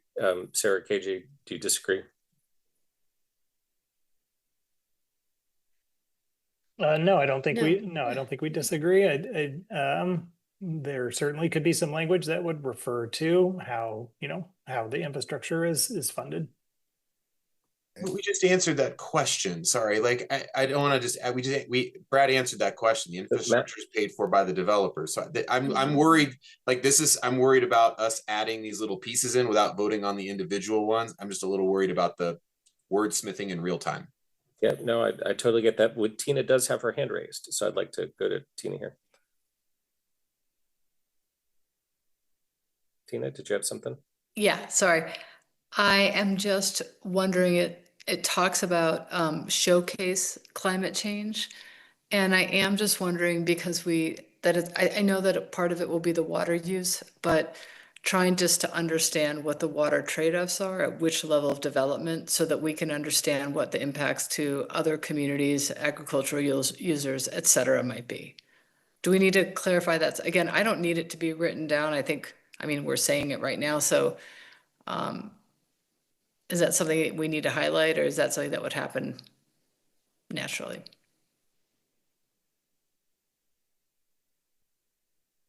I would just say that if you felt like that last bullet of balancing urban expansion with resource and infrastructure constraints was not clear enough, you could add some language to specify water resources in particular. Yeah, I think it would just be if any existing water users would be impacted by this development. I think that's the better way of me explaining it. Brad, did you want to speak to that? Yeah, just to piggyback on that, and I don't certainly want to put words in anybody's mouth, including yours, Mayor, but I think what you were proposing is if there is interest on this, there would be an opportunity then for folks to wordsmith and add concepts about these guardrails. Yes, or I don't know about wordsmith, but yeah, to offer comments. Comments, yeah. Yes, I think so. If people are interested in this, then yes, we could offer some follow-up thoughts via hotline. I kind of missed my opportunity, but is it too late for me to colloquy with Matt on one point? Sure, go ahead, and then I got Ryan and Rob queued up. The reason I made this request, and I regard it as important, is we're looking at a number of $600 million to $1 billion in infrastructure at a full build out. We can't afford it. And if we do impose it all on the owners and developers of the property, we will get precious little middle income housing because the expense is going to be so great to them. So I mean, that's something we just need to work through and find a pathway, because it's too simplistic to just say the developers will pay their way for growth. Not when you're talking about $600 million.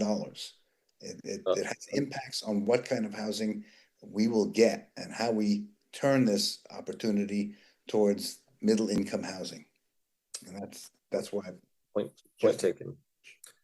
And yes, and nothing, I think KJ's earlier point was that nothing in this should be prescriptive, like it should be general guiding principles of the level that he's talking about here. So I'll take a couple more hands, and then I want to see if we can do that straw poll to see if we can give some staff direction, recognizing that we can offer additional thoughts going forward. Ryan, then Rob. Thanks, Aaron. I just wanted to signal my intent to, I'm not going to be able to do the language for this verbally, but just to signal my intent, I think there's two things I'd like to try to improve on this. One is on affordable housing. We have a pressing need for the middle levels-ish of affordable housing from, I don't know, somewhere around 50% to 120%. I don't know the exact bookends, but I would be looking for a contribution, a unique contribution at a meaningful scale. So I would be planning to provide some language to kind of say that for my colleagues' consideration. And then the other one is something about the matter of just the overall integrated financial picture of spending $500 to $1 billion, however that works, and with consideration of the type of infrastructure needed, that it would be in a kind of a less dense perspective than with infill. So some kind of a more integrated financial perspective that would make sure this is really stress tested, looking at the future and maintenance and liabilities and that sort of thing. So just letting folks know those are two issues I'm going to plan to write a language for. Thank you. Great, thanks, Rob. Thanks, Mayor. Some of my questions were covered, but my only concern about this is where it says, excuse me, envision an innovative and unique mixed use, mixed income, mixed density, 15-minute neighborhoods, along with the middle income.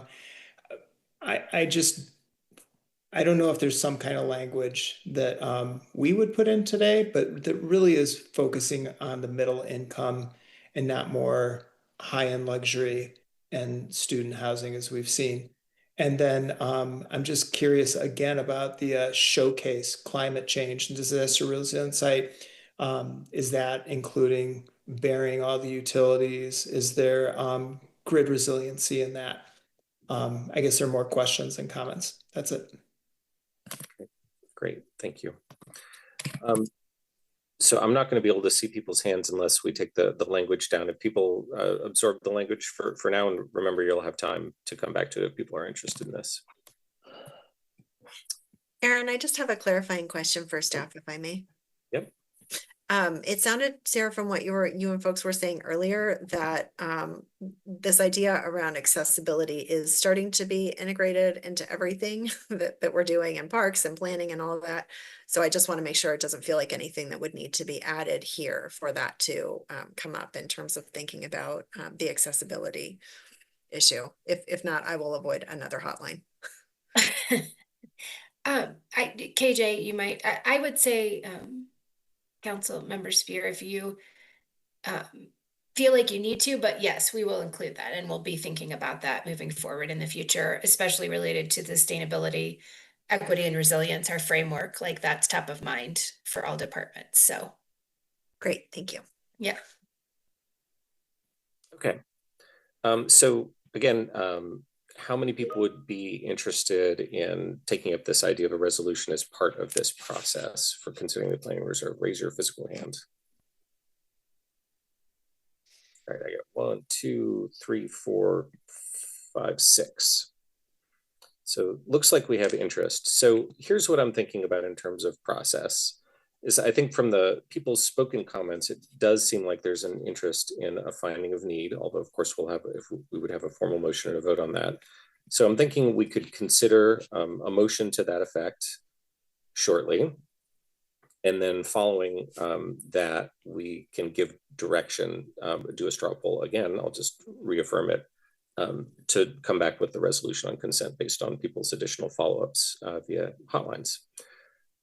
So if there are no objections, I would then invite, yes, Mark. I'm a little unclear as exactly the mechanics here and how it's going to work.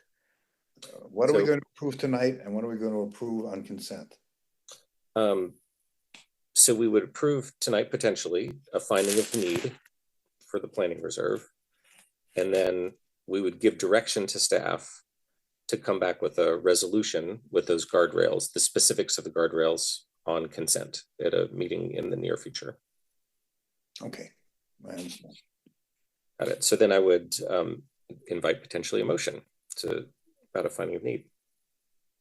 I'll make a motion. Second. Let's do. Motion hasn't been made yet, Tara. Calm down. I thought you'd like that. All right, so I make a motion to find that the identified community needs are of sufficient priority per the factors described in the Boulder Valley Comprehensive Plan to warrant further consideration of a service area expansion plan. And I wholeheartedly second that. Very good. We have a motion and a second. I think we've all spoken to this. So Alicia, maybe a roll call vote on this? Yes, sir. That would be great. All right, we will start the roll call for the approval of the consideration to proceed with Councilmember Wallach. I'm going to vote no, although I will probably vote yes when the guardrails are in place. Mayor Pro Tem Weiner. Yes. Councilmember Adams. No. Benjamin. Yes. Mayor Brockett. Yes. Councilmember Kaplan. Yes. Marquis. Yes. Shuhart. Yes. And Spear. Yes. Item 3A is hereby approved with a vote of 7-2, with the noted nays from Wallach and Adams. Very good. Thanks, everybody. And then I'm going to finish this out by now asking a little more formally. I'm going to ask that we give direction to staff to put together the resolution that was up on our screen earlier and put out in Hotline, taking into account council members' feedback that they can put out via Hotline in the next few days, and then come and bring that back to us for adoption on consent at a future meeting. That's my proposal for direction to staff. And I will ask for a show of physical hands for all a straw poll or people in favor of giving that direction. Raise your physical hand. 1, 2, 3, 4, 5, 6. So that is a majority. And Nicole, we couldn't see your hand, but we have 6 anyway. So so that then gives staff that direction. So staff, is that clear enough? Do you have what you need in terms of the vote and the next steps? Yes, thank you, Mayor. I guess I would maybe ask about the Hotline deadline. We would like to add and ask you all to do that, but staff, I think the question is to you by when you would need it. Yes. KJ, do you? If I were to, just think through the calendar, I think ideally we would be able to resolve the resolution as quickly as possible, conceivably as early as the March 5th regular meeting. That would give us the flexibility then to schedule time to go back to planning board. That's right. So sequencing that out, maybe is 1 week enough time for? That would be, yes, that would be great. That would work for us, if possible. Yeah. Okay, so then we'll say a deadline at the 19th for council feedback in the form of hotlines. Yep, next Thursday. Okay, great. Great. Thank you. Terrific. Thank you. Okay. Well, with that, thanks everyone for your patience and perseverance, and huge thanks to staff for all of the presentations and all of the answers and working that through with us. Really appreciate that. You have phenomenal answers as always to the questions that council presented. All right. That wraps that up. So can we go to our next agenda item, please, Alicia? Yes, sir. Thank you. Our next item on tonight's agenda is item number 4, which are the matters from the city manager. 4A is the discussion of reconsideration of certain Boulder Valley Comprehensive Plan community change requests due to recent action taken by the Board of County Commissioners. Thank you so much, E. And this one we're going straight to KJ because he is not done yet, and hopefully perhaps a shorter conversation. KJ? Thank you, Nuria. Yes, hopefully this will be fairly quick. I know there's items of great interest still left on the agenda, so I want to make sure that we provide you the time to get to those quickly. And I know we went a little over on the last one. Are you seeing the screen okay?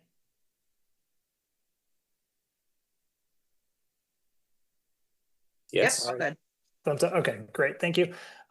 So again, good evening, Council. Christopher Johnson, as you know, Comprehensive Planning Manager. I am here to present this brief item. We're bringing this to you tonight to determine whether or not you are interested in reconsidering the list of community change requests based on a recent action by the county commissioners. So as a reminder, community members can request changes to the comprehensive plan policies, land use map, and planning areas map as part of an update. Staff reviewed the list of requested changes with all 4 of the approval bodies in late January. We came to you on January 22nd. And all of the bodies only reviewed the list of requests to determine which ones should be considered further. It was not a review to approve or deny the requested change itself. At the 4th and final review of those, the recommended list from staff on January 27th, the Board of County Commissioners diverged a bit from the other 3 bodies and supported moving forward 3 land use requests, number 7, 8, and 9, and then 2 policy requests, number 30 and 32, to move those forward for further consideration.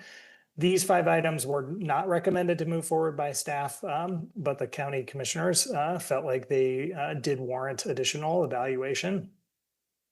You can see on this table that this outlines the decisions by each of the 4 bodies on these 5 specific requests. Planning board and council did not move forward with the 3 land use requests, number 7, 8, and 9. The county planning commission does not have a role in reviewing those, so that was not applicable for their review. And then the two city bodies and the County Planning Commission both did not move forward with the two policy requests, number 30 and 32. So those three bodies were consistent with the staff recommendation. So a broad overview of these three land use requests, they're all in the same vicinity. That we essentially reviewed them sort of collectively. There's more details on these requests that are in the memo and the attachment in your packet. The commissioner supported moving these forward as they felt that the initial screening did not allow for sufficient analysis and that the elimination of the open space acquired land use designation should not preclude further consideration going forward. As is outlined in your attachment, staff's recommendation to not move these forward was based on items other than just the removal of that open space acquired designation. This included the request being what we felt the request was generally inconsistent with the most recent draft policy and land use direction. Also just the expectations for the use of lands in Area 2 and also input from our city and county open space staff regarding that these areas have a very low priority in terms of properties for future acquisition and broader community benefit. The request was to change all three of these to open space acquired. Additionally, I just wanted to note that these parcels are not owned by the community member that is making this request. This is allowed and was part of our discussion and is not one of our review factors. But if you recall, council expressed some concern about non-owners requesting changes at our meeting on the 22nd. And particularly that discussion was related to the request along Sioux Drive, which was request number 10. So therefore, staff does not recommend that you reconsider these requests and maintain the original staff recommendation that these do not move forward. The two policy requests, number 30 and 32, on number 30, the commissioners indicated that the request already reflects current state law and comprehensive plan policy. They were interested in further clarifying how annexation occurs and in examining broader questions related to the long-term role of Area 2 lands. Staff does not recommend moving this request forward, in part due to the proposed recharacterization of Area 2 lands as a rural preservation buffer. These areas are generally developed at a suburban scale already, and they are distinct from Area 3 lands, which are explicitly designated for long-term rural preservation. Number 32, the commissioners expressed the view that existing comprehensive plan policy language regarding city and county quote unquote support for the eventual annexation of Gun Barrel was not necessary, and it does not have an operative effect, and that the Area 2 designation itself already conveys the suitability for future annexation. Staff does recognize and agree with some refinements to that policy language to provide some higher level direction and remove specific geographic references like Gun Barrel. So while the city and county do ultimately continue to support the annexation of all Area 2 lands as is defined, but staff does not believe that additional analysis or evaluation of this request is really necessary, as clarifying edits are already proposed. So staff are making several revisions and clarifications to the annexation policies and many others. These edits are already underway as part of the draft plan, and therefore, again, staff does not recommend that these two policies be reconsidered and move forward. So you have two options before you this evening. If you are interested in reconsidering any of these requests, staff can return with an item on the consent agenda that would ultimately take that action formally, as this is just a matters item. Staff would then return to Planning Board and Planning Commission if it was applicable to their review to request their reconsideration. So as a note, again, to remind you that all of the applicable bodies need to agree on the final list. So even if council does ultimately wish to reconsider one or more of these, Planning Board and Planning Commission could still decline to not to reconsider, and these items would fall off of the list. The second option that council has is to determine that you're not interested in reconsidering any of these requests. And if that is the case, then no additional steps are necessary and the request would not be further evaluated. And if it's helpful, I can bring this slide up again, just to again remind you of the way the four bodies voted. Otherwise, I will pass it back to you, Mayor Brockett, for any questions. Thanks very much, KJ. Appreciate that. So I'll ask for clarifying questions. And given that we're almost an hour over, I would really ask people to restrict them to ones they absolutely have to ask in order to make a decision on this. Does anyone have any clarifying questions for staff?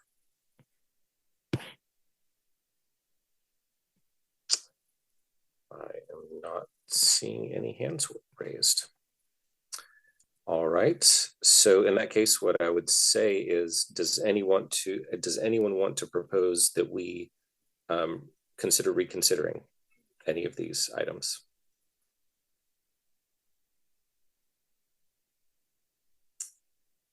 And I'm not seeing any hands raised. So that seems like a no. I'll just make a comment here that I had thought that one about gun barrel, that it seemed like it might be worth talking about that a little bit. But KJ, when you say we are already revising language around annexations and this particular area, then it sounds like it's already in process. So it seems like it wouldn't need to be investigated further. So I wouldn't propose any of these as well. So that looks like no interest in reconsidering any of those. So I think that ends that discussion, such as it were. That's great. Thank you for the time. Thank you.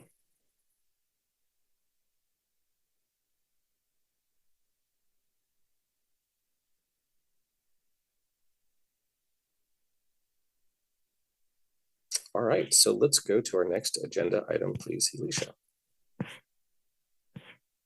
Yes, sir. Our next item is our item 4B, which is the municipal court update. Thanks so much, E. And I believe Judge Khan is going to be kicking this off as we talk about our municipal court. Yes, that's right, Neria. Thank you. And good evening to the mayor and to the council members.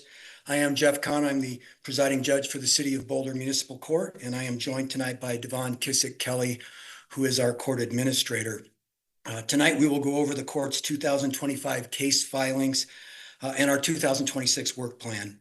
Last week, we submitted an agenda memorandum that goes into much greater detail for those of you who wish to dive into more on any of these topics that we addressed tonight. We're going to be very quick with a quick PowerPoint, but obviously anybody who has any questions of me, you always can access me through Teams, and I can comment about things that we've talked about tonight or anything else that you might want to talk about. And always want to emphasize that that's an option for everybody.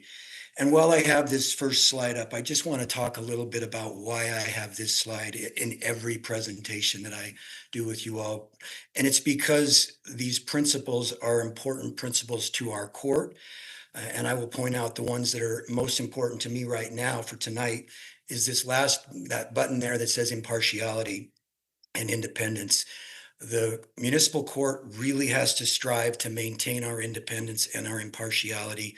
It's a consistent theme for me because I want our court to maintain its ability to do what it needs to do. And I'll talk a little bit later about what goes on in the state government and across the country, frankly, with just not a great deal of confidence in what goes on in municipalities with respect to their courts. So just want to make sure that everybody understands that that's really important to me, that we maintain our impartiality and our independence. Next slide, please.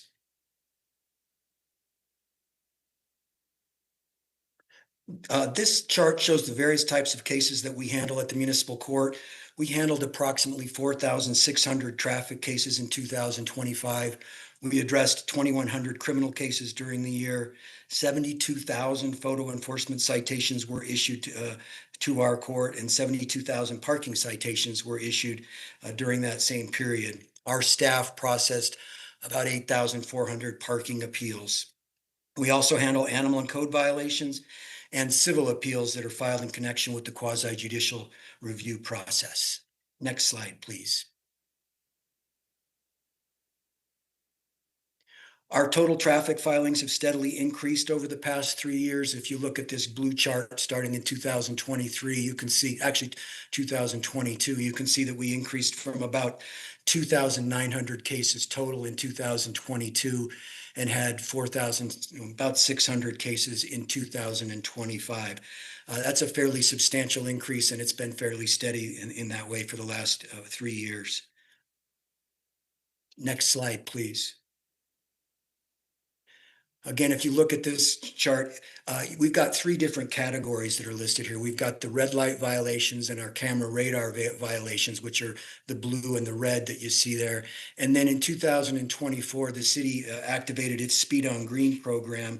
And as a result of that, you'll see in 2024, that green chart that's there, 6,100 speed on green charges were initiated. And that means when someone's going through a red light, perhaps an intersection where there's a red light camera, they're now possibly getting a speed on green violation if they accelerate and they're going 10 miles per hour or greater over the speed limit when they enter that intersection. So there's two different ways that a person could be cited going through an intersection.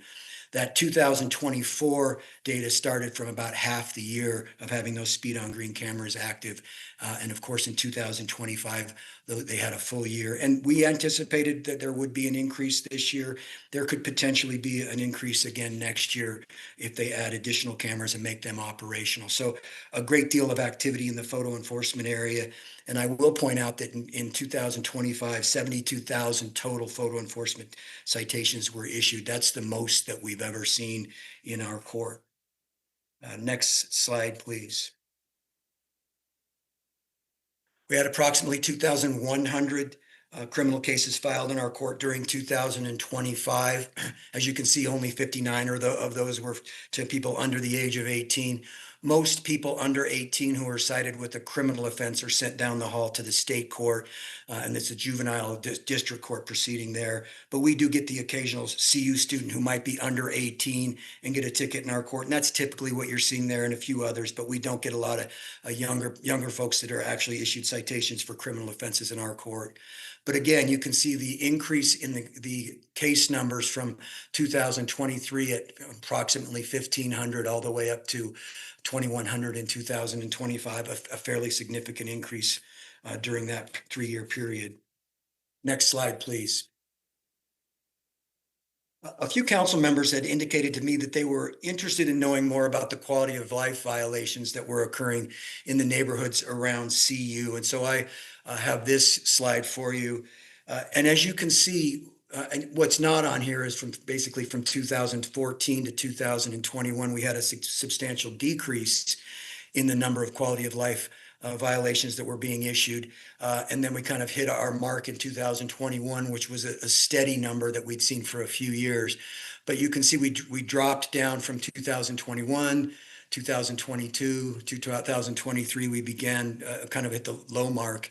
And now for the last couple of years, we've increased the number of citations that we've seen for quality of life violations. And I wanted to put this in context because of the fact that we had for about a dozen years seen decreases. And a lot of that's attributable to the folks at CU who have been very proactive, not only in having programs and classes in the restorative justice program I've spoken about a number of times, but also the community living class that they have in place. And then their work putting together a party registration program, which allows people who are having parties to register those parties with the police department, either at CU or Boulder Police Department. And so those programs were very successful in decreasing the numbers. But as you can see, the last couple of years, we've seen some fairly significant increases in those numbers.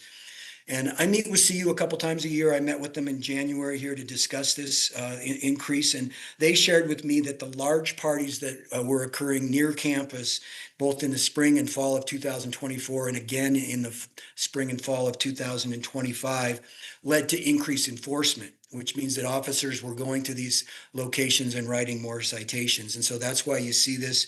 There has been what I consider a concerning increase in the size of these parties and how they impact the neighborhoods surrounding them. And of course, the law enforcement can speak directly to what their efforts have been, but it's obviously reflected in more citations for us. When these folks come to our court, we're usually seeing first-time offenders. Most of the people that we see are young people who perhaps have just moved from campus into the community, and it might be their first interaction with law enforcement or with a court. And so the process that our prosecutors and our probation department emphasize are both restorative and educational processes to get these folks to understand what it might mean to be a community member. And we have a very low recidivism rate. We don't often see the same defendants more than once.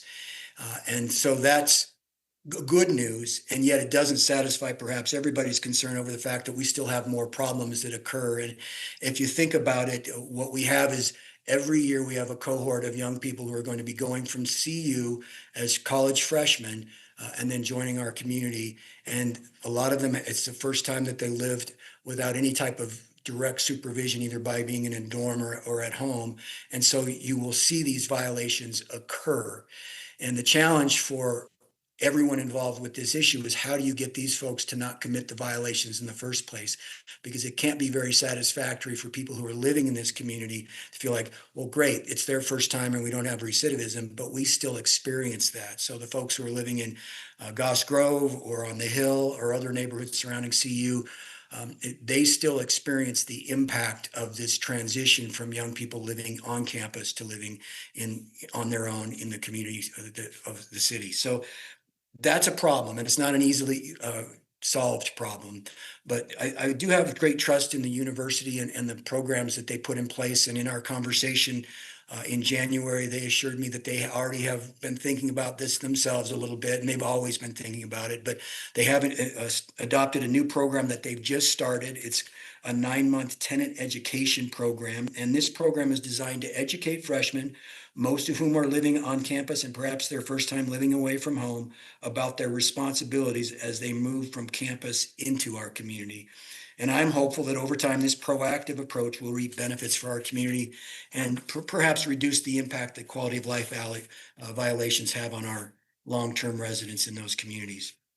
Our probation staff, for our part, has deepened their relationships with CU and others involved with quality of life cases.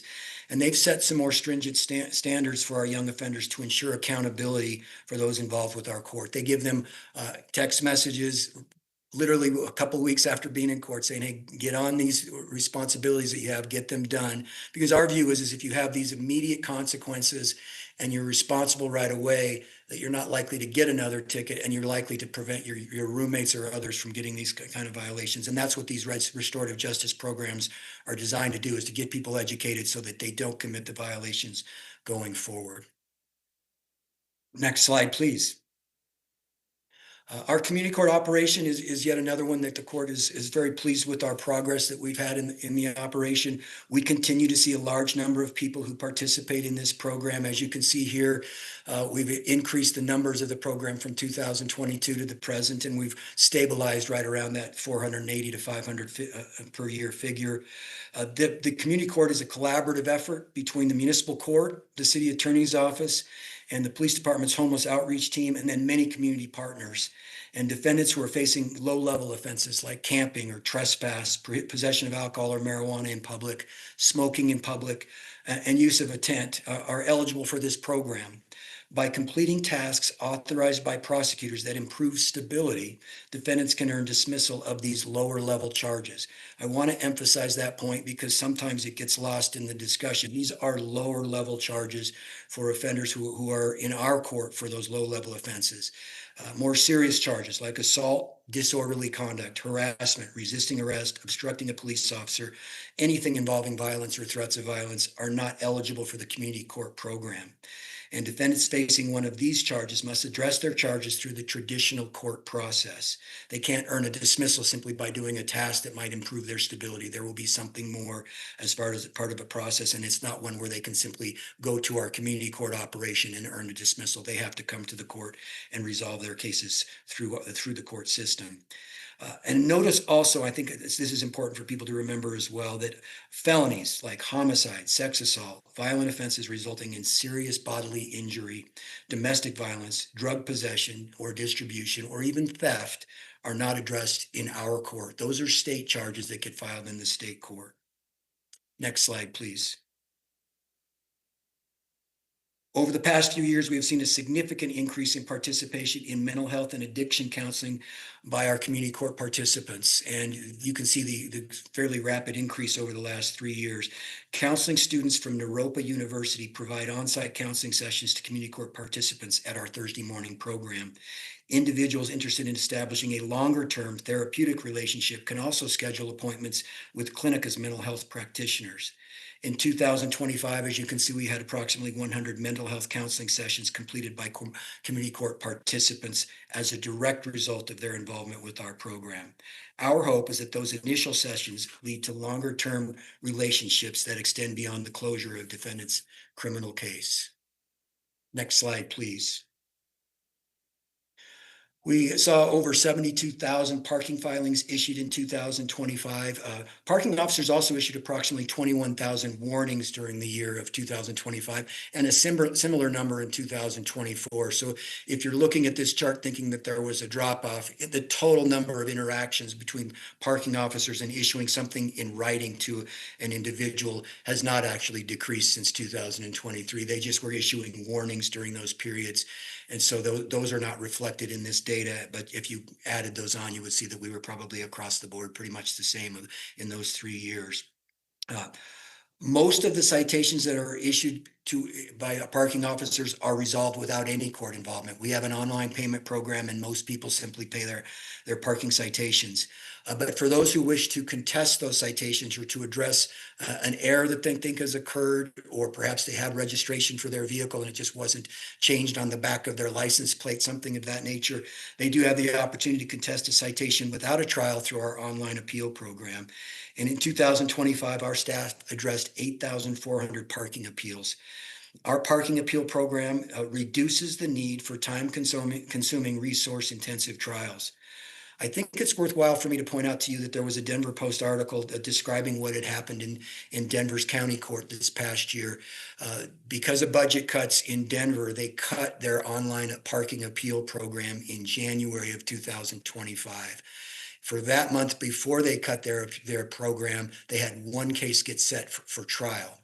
In December of 2025, there were 145 cases that were set for trial because they had discontinued that program.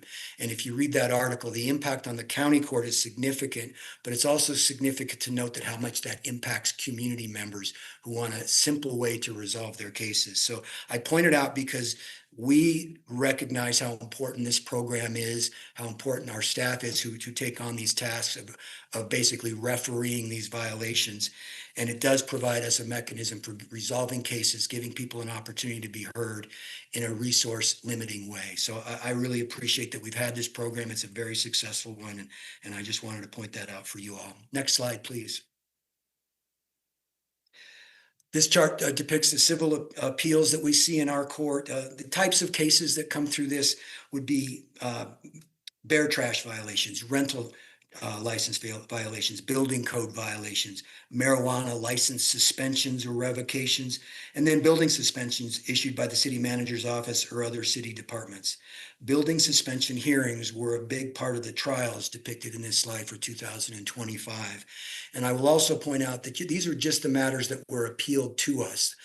There may be a ton more notices that are issued that people simply came into compliance with through the departments that they were working with, or they paid the fee that was associated with this. This is just the appeals that came through our court. We don't get the notice data, so we don't have a way of tracking that type of information.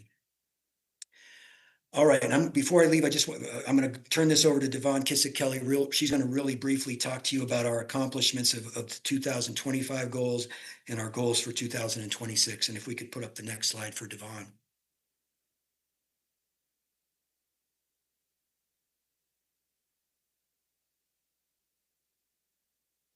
Good evening, Council. Devon Kissick-Kelly, Court Administrator.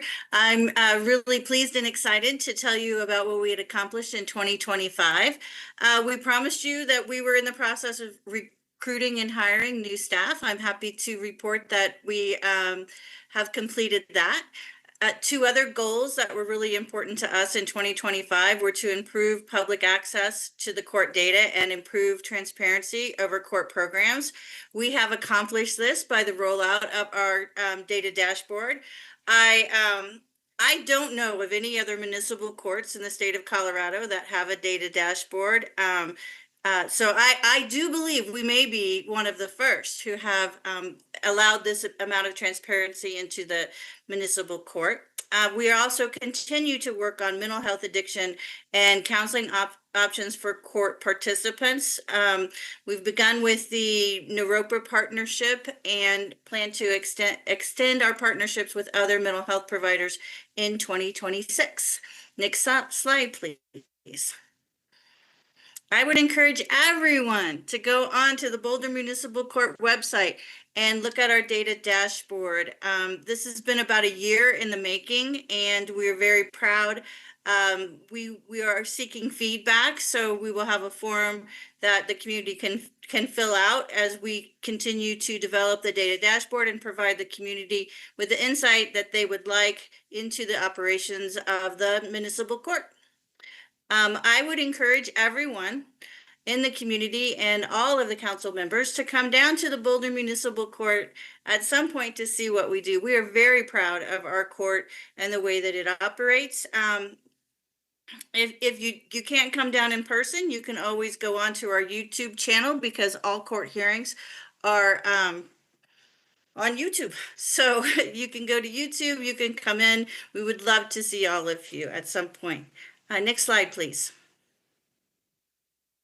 2026, we plan to continue to enhance our data dashboard and transparency to the public on court operations. We are strengthening our community court program and looking at different ways in order to help the unhoused population by looking past at our data over the last few years and determining what has been successful and adjusting accordingly. We also will need to adapt to some changes in the Colorado criminal laws, which I will let Judge Khan go into. Thank you for that, Devon. A couple of things that have occurred with respect to changes in Colorado law. In late December, the Colorado Supreme Court came down with an opinion in the Camp case, and that's going to have some impact on our sentencing authority. The bottom line from Camp is that from a judge's perspective, and this is just how I interpret things, I will tell you that there are multiple interpretations across the state from different municipal court judges and prosecutors as to the extent of Camp. But in my view, in reading just strictly the holding of Camp, that if there's an identical criminal conduct that occurs in our court that would have a similar potential charge in the state court, we cannot impose a sentence any greater than the state could impose for a similar charge. For example, a trespass charge. If under state law trespass, the maximum penalty is a $750 fine and 10 days of jail, then that if there's identical conduct in municipal situation, then we can't impose more than 10 days of jail and a $750 fine. So it will have some impact on our court sentencing, not significant because we don't impose significant jail sentences or significant fines in our court, so it won't impact us in a significant way as far as compliance with Camp. But it will require some work from our staff and from the prosecution staff to come into compliance and make sure that our documents and our forms and our processes are all in line with Camp. And then I will mention briefly, and I mentioned this in detail in our agenda memo, there is some legislation pending in the Colorado General Assembly which will impact municipal courts. And for us, it's really about our public defender contract. There was some language in the new state statute or in the new ordinance that is being proposed that might limit our ability to pay our public defenders a flat fee when they're actually just doing a short docket for us. But I think working with both Roberto Ramirez, Heather Stauffer, our intergovernmental officer from CMO, who are both working with the Colorado Municipal League, we've proposed some changes to that language so that it might make life a little easier for municipal courts and still meet their goals. We're going to monitor that statute and see what happens with it, and we will comply with whatever the legislature decides is the law. And I want to make that point. Well, our court always tries to stay ahead of the law, at least where it's going. But when there's a legal change, we follow it, and we don't put ourselves in a position where we're cutting too close and ending up in the news. Our job is to try to accommodate what the intent of the legislature or the intent of the Supreme Court is. And I think we've done a pretty good job of that. So I will leave it to questions. I thank you all very much for your time tonight. I may have gone a few minutes over, but I did try to keep it nice and short. All right. Would you like me to take over from here, Nuria? Yep, that would be great. Okay. So, counselors, does anybody have any questions?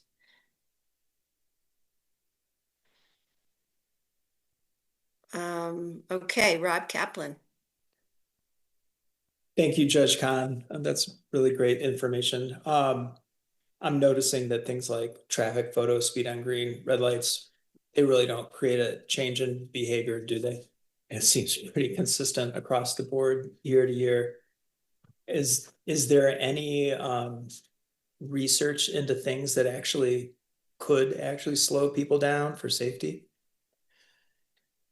Well, I'm not sure that I could make that conclusion from the charts. You know, there may be some correlation, but I would think that you probably want to have a statistical analysis, and it would also involve not just the number of citations that are issued, but the number of people who are coming in and the number of trips that are being made, because it may or may not reflect that there's no change in the behavior. So I would be reluctant to draw a conclusion from that as to whether they're effective or not. And I would imagine that the police department would have more to say about that, because I would guess that they or the city attorney's office would do a little more of the research, because our job at the court is simply to resolve those cases in a way that we can resolve them. Now, we do play a role based on what we can impose for a consequence for a traffic violation. And in the agenda memo, I think I pointed out that over 300 people who came through our court with traffic citations took a class, and another 70 or 80 young people took classes. And that's increased since COVID because those classes are online. And I think education, I always believe that people want to follow the law. They need to be encouraged. They need to have a consequence. But I think also educating them is one of the things we can do at the court. How you slow people down with enforcement is a totally different area. And I would want to stay in my lane on making any suggestions on what works and doesn't work. I'll just add to that, and we can follow up. Councilmember Kaplan, transportation and mobility have some great stats on behavioral changes through deterrent mechanisms like this. And I think to Judge Khan's comments, there has to be a correlation as we are getting more and more people, particularly out of town, which a lot of tickets go to. How does that match with the amount of ticketing that is happening? So we can certainly follow up. But I would say that this type of enforcement is a really terrific way to advance our Vision Zero goals as we're thinking about it. And there is a lot of studies that have been made about it. So we can certainly follow up. Yeah, I agree. It's clearly not a statistically valid survey.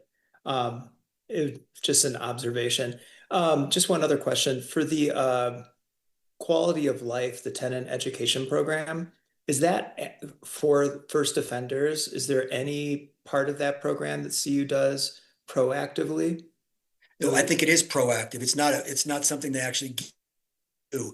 It's something that they've adopted, that they're putting their college freshmen through it. I think they just started it in December, so I don't think they got it running by September, but the expectation would be every fall when you've got freshmen who are a captive audience in the dorms, is you present this as part of a curriculum that you're providing, not necessarily a class that they sign up for, but when they go to the dorms, they have the opportunity to learn certain things. And so if you spread it out over 9 months, and Jeff Morris at CU could probably talk greater about this, but if you spread it over 9 months, my expectation would be that you're helping them understand. So by the time they're signing a lease in April or May for the next fall, they're thoughtful about who they live with, what type of a place that they choose to live, and what kind of responsibilities and what kind of rights they might have as well, because there are certain rights that can get trampled for young people as well. And so I think they're learning a lot about that. It's a new program, and I'm hopeful it'll be successful, but it's not part of the sentencing requirement.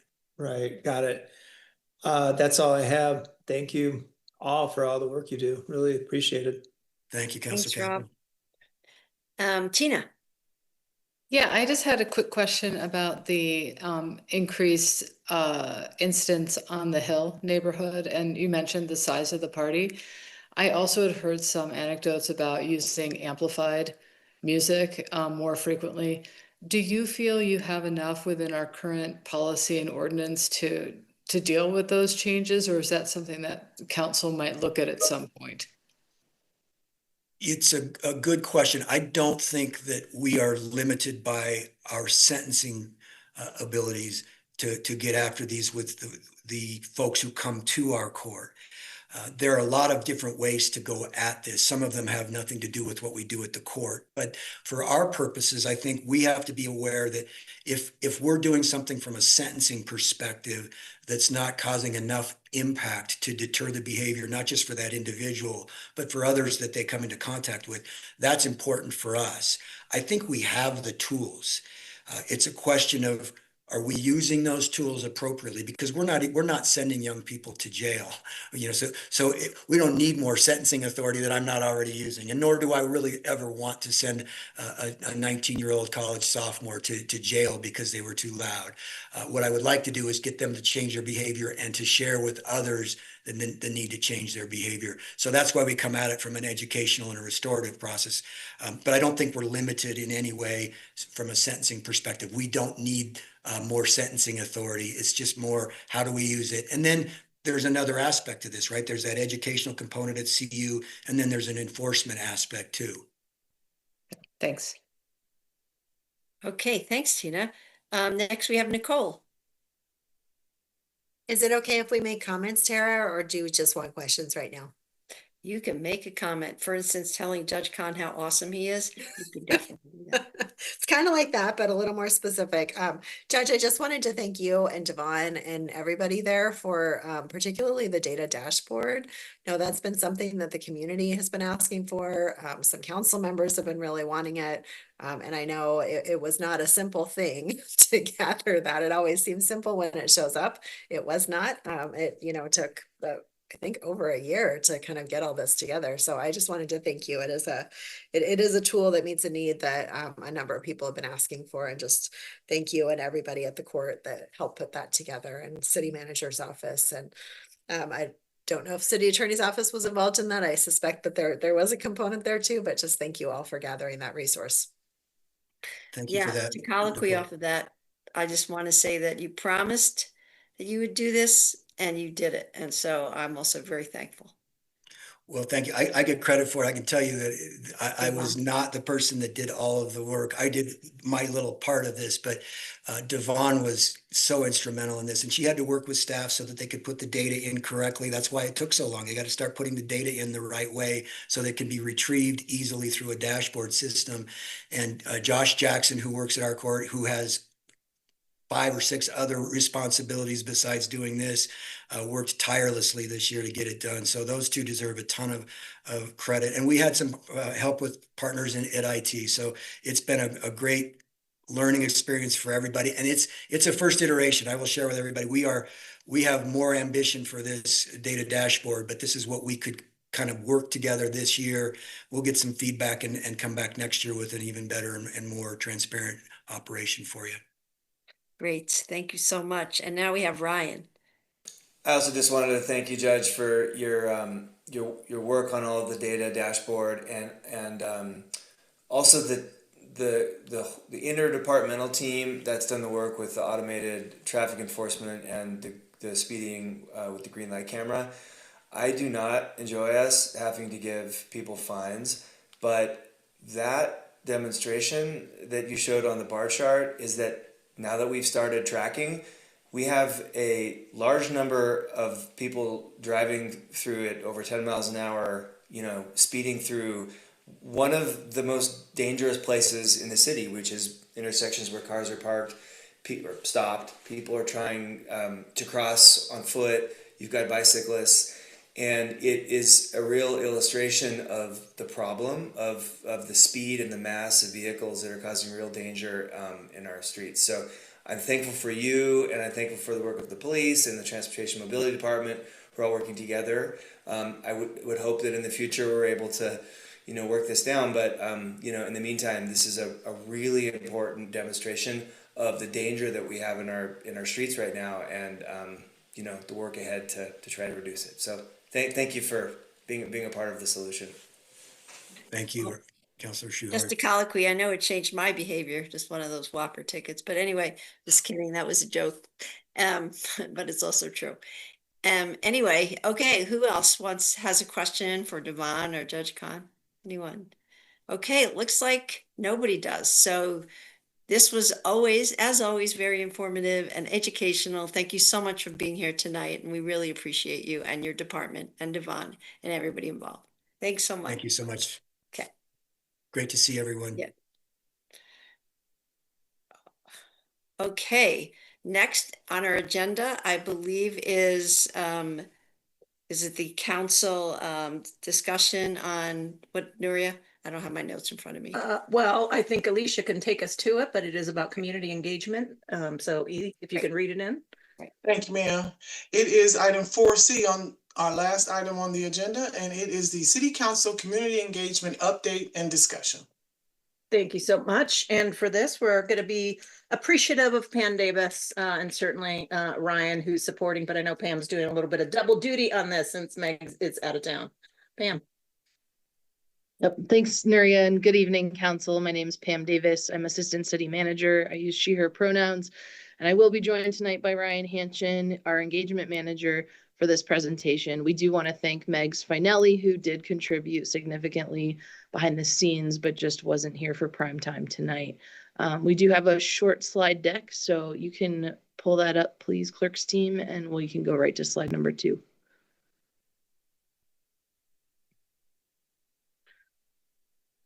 So tonight's presentation and discussion is going to really center on specific strategies for direct council member engagement with our community. We're going to provide you with an update on recent council engagement opportunities. We'll lay out a menu of opportunities and methods for council to engage with community, and then ask you all to consider which methods you are most interested in participating in for the remainder of the 2026 calendar year. Given staff capacity limitations due to a short term for council priorities, we do want to ensure staff can deliver the most valuable engagement opportunities for you to support your leadership of community. Today's discussion will inform further refinement that the Council Engagement Committee will then take on and implement. Next slide, please.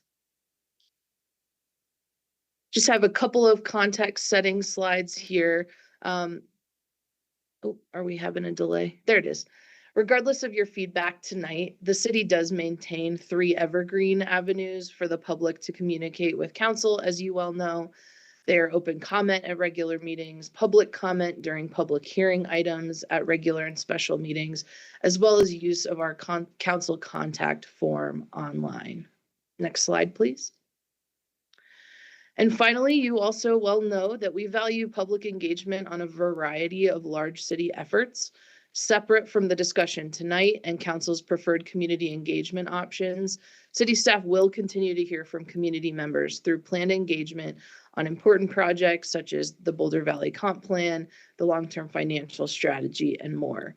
Tonight's conversation will not impact those planned efforts, but instead complement staff-led engagement with council-specific opportunities. That's the whole introduction, and I'll now turn it to Ryan Hanchin for detail. Thank you, Pam. Good evening, Council. Ryan Hanchin here, serving the people of Boulder as Community Engagement Manager on our Communication and Engagement team. If we can go to the next slide, I'm eager to turn to menu of opportunities for council engagement in 2026. And in the past, council members have indicated a desire for more opportunities for dialogue between community and council. And council members have engaged in chats with council, a community and council forum on the city's economic vitality strategy, as well as updates and conversations with the city's community connectors and residents. We'll go into detail on these in a moment, but just know that staff have the infrastructure ready to offer council initiated rather than staff planned chats with council or individual office hours. And know that council members are always welcome to engage in community events and individual meetings as desired. And I just have to slide in a reminder here that public notice is required when more than 2 council members are present and when any public business is discussed or formal actions may be taken. And next slide, please. So the first up, chats with council, has been a format that the city has experimented with since 2019. And really offers an informal way for community members to drop in for 2-way conversations with their elected officials. And these are usually based on a topic or a location or in partnership with a local organization. And we welcome nominations from council, and staff work to confirm those logistics. In the past, we've been able to offer 6 of these chats each year. Sometimes these also look like walks or rolls around a specific location in the community. And these are a bit more intensive because of the staff planning and coordination and some follow-up, which includes communication to participants, especially with individual questions or specific resources. And then we take notes to send on to full council. On the next slide, we'll give a brief recap of what this looked like in 2025. There were 6 different chats with council that the city hosted in this last year. That was a chat with council and the arts community, one focused on food security, one that was a lunch with older adults, another that was a facility tour at Rocky Mountain Equality, one that was a dinner with council and BVSD high school aged youth, and an opportunity to table at the CU Civic Engagement Fair. And we've seen consistent participation in chats with council, designing those for some smaller conversations and up to maybe 40 participants. And over the past 2 years, it's really met staff expectations. On the next slide, want to look at council-initiated chats. And this is a format really designed to be responsive to specific and time-sensitive topics. And we look to at least 3 council members nominating a specific topic. The staff would then move forward on logistics. And this is a little less intensive, but we're thinking, let's space these out a bit to make sure there's a month before any of these chats. And to be clear, this is not something that we have offered. Council has not requested, this opportunity before, but know that the infrastructure is ready to support something that is, more time sensitive than a chat with council that's planned a bit further out. And at the next slide, please. We do have office hours. This has happened with 2 council members in a limited nature in the past. And these can be staff supported or done independently with a council member. And really offer an open-ended conversation with community members, and staff can really support the logistics of these. This is a pretty low intensive effort for staff, and we're happy to coordinate these as helpful for council. On the next slide, I want to speak to community connectors and residents, who are a team of community members that partner with the city and empower the city to make better decisions by elevating the perspectives and experiences of historically excluded communities. And since 2021, community connectors and residents have shared 1 to 2 updates with council each year. Some of those have been live presentations during a council meeting. Some of those have been information items. And those include themes of community strengths and community issues. And then another option for council is we encourage each of you to join community connectors and residents for a dinner gathering to really build relationships with community connectors and residents. On the next slide then, want to look at community and council forum. And we had a pilot of this format that grew from the city's partnership with the National Civic League's Center for Democracy Innovation in September 2024. And this format really allows diverse community perspectives to be included as early as possible in council decision or policymaking by replacing the study session with an opportunity for dialogue with community on a specific topic. And this is a very intensive lift for staff. There's a lot of staff coordination behind the scenes for the logistics, for small group facilitators, for topics and subject matter experts. And so this is really looking at least 6 months of lead time before we move into a community and council forum. And there's the menu of opportunities on the next slide. And I'll turn back to Mayor Pro Tem and really looking at, as council is discussing which of these opportunities or mix of these opportunities that council is interested in 2026. We're here to address any clarifying questions. And as Pam mentioned, following council consensus, staff will go ahead and meet with the council committee on engagement and a welcoming council environment. That's coming up on February 25th. And we'll seek their council implementation support. And then as a plan develops, we'll share that with full council and then we'll move forward with those council engagement opportunities. So I'll turn it back to Pam to bring up the question. Thanks very much, Ryan. Emily, if you don't mind flipping just to that last slide. We'll leave this here for a minute. So we're really, the key question is for you all, which of these opportunities are you hoping to be able to participate in this year so that we can get an idea to inform the engagement committee? And we have 5 options here in front of you that Ryan has detailed. Okay, it looks like we have a comment or a question from Ryan. Ryan, shoot. Yes, thank you, Ryan. I would like to nominate a chat, and if it's appropriate, I can tell you my concept for the chat. But anyway, I'd like to do a chat. Should I tell you the concept? Yes. Okay. So we have a work plan item on bicycle security that involves bicycle parking.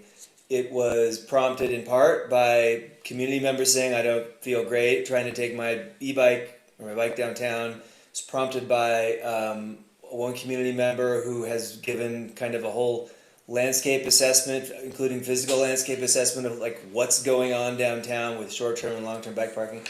I would like to explore doing a chat that would invite community members interested in bicycle security, don't feel safe, maybe they have perspective on it, whatnot, to walk around downtown and maybe do some kind of a tour of here's what we think as the city is good and is working, and hear from some others. You got the RTD bike shelter shed that's part of the system down there, in addition to the short-term racks. We've got employees who might have a perspective on long-term parking. So anyway, I'd like to nominate that, and again, it's consistent with one of our work plan priorities.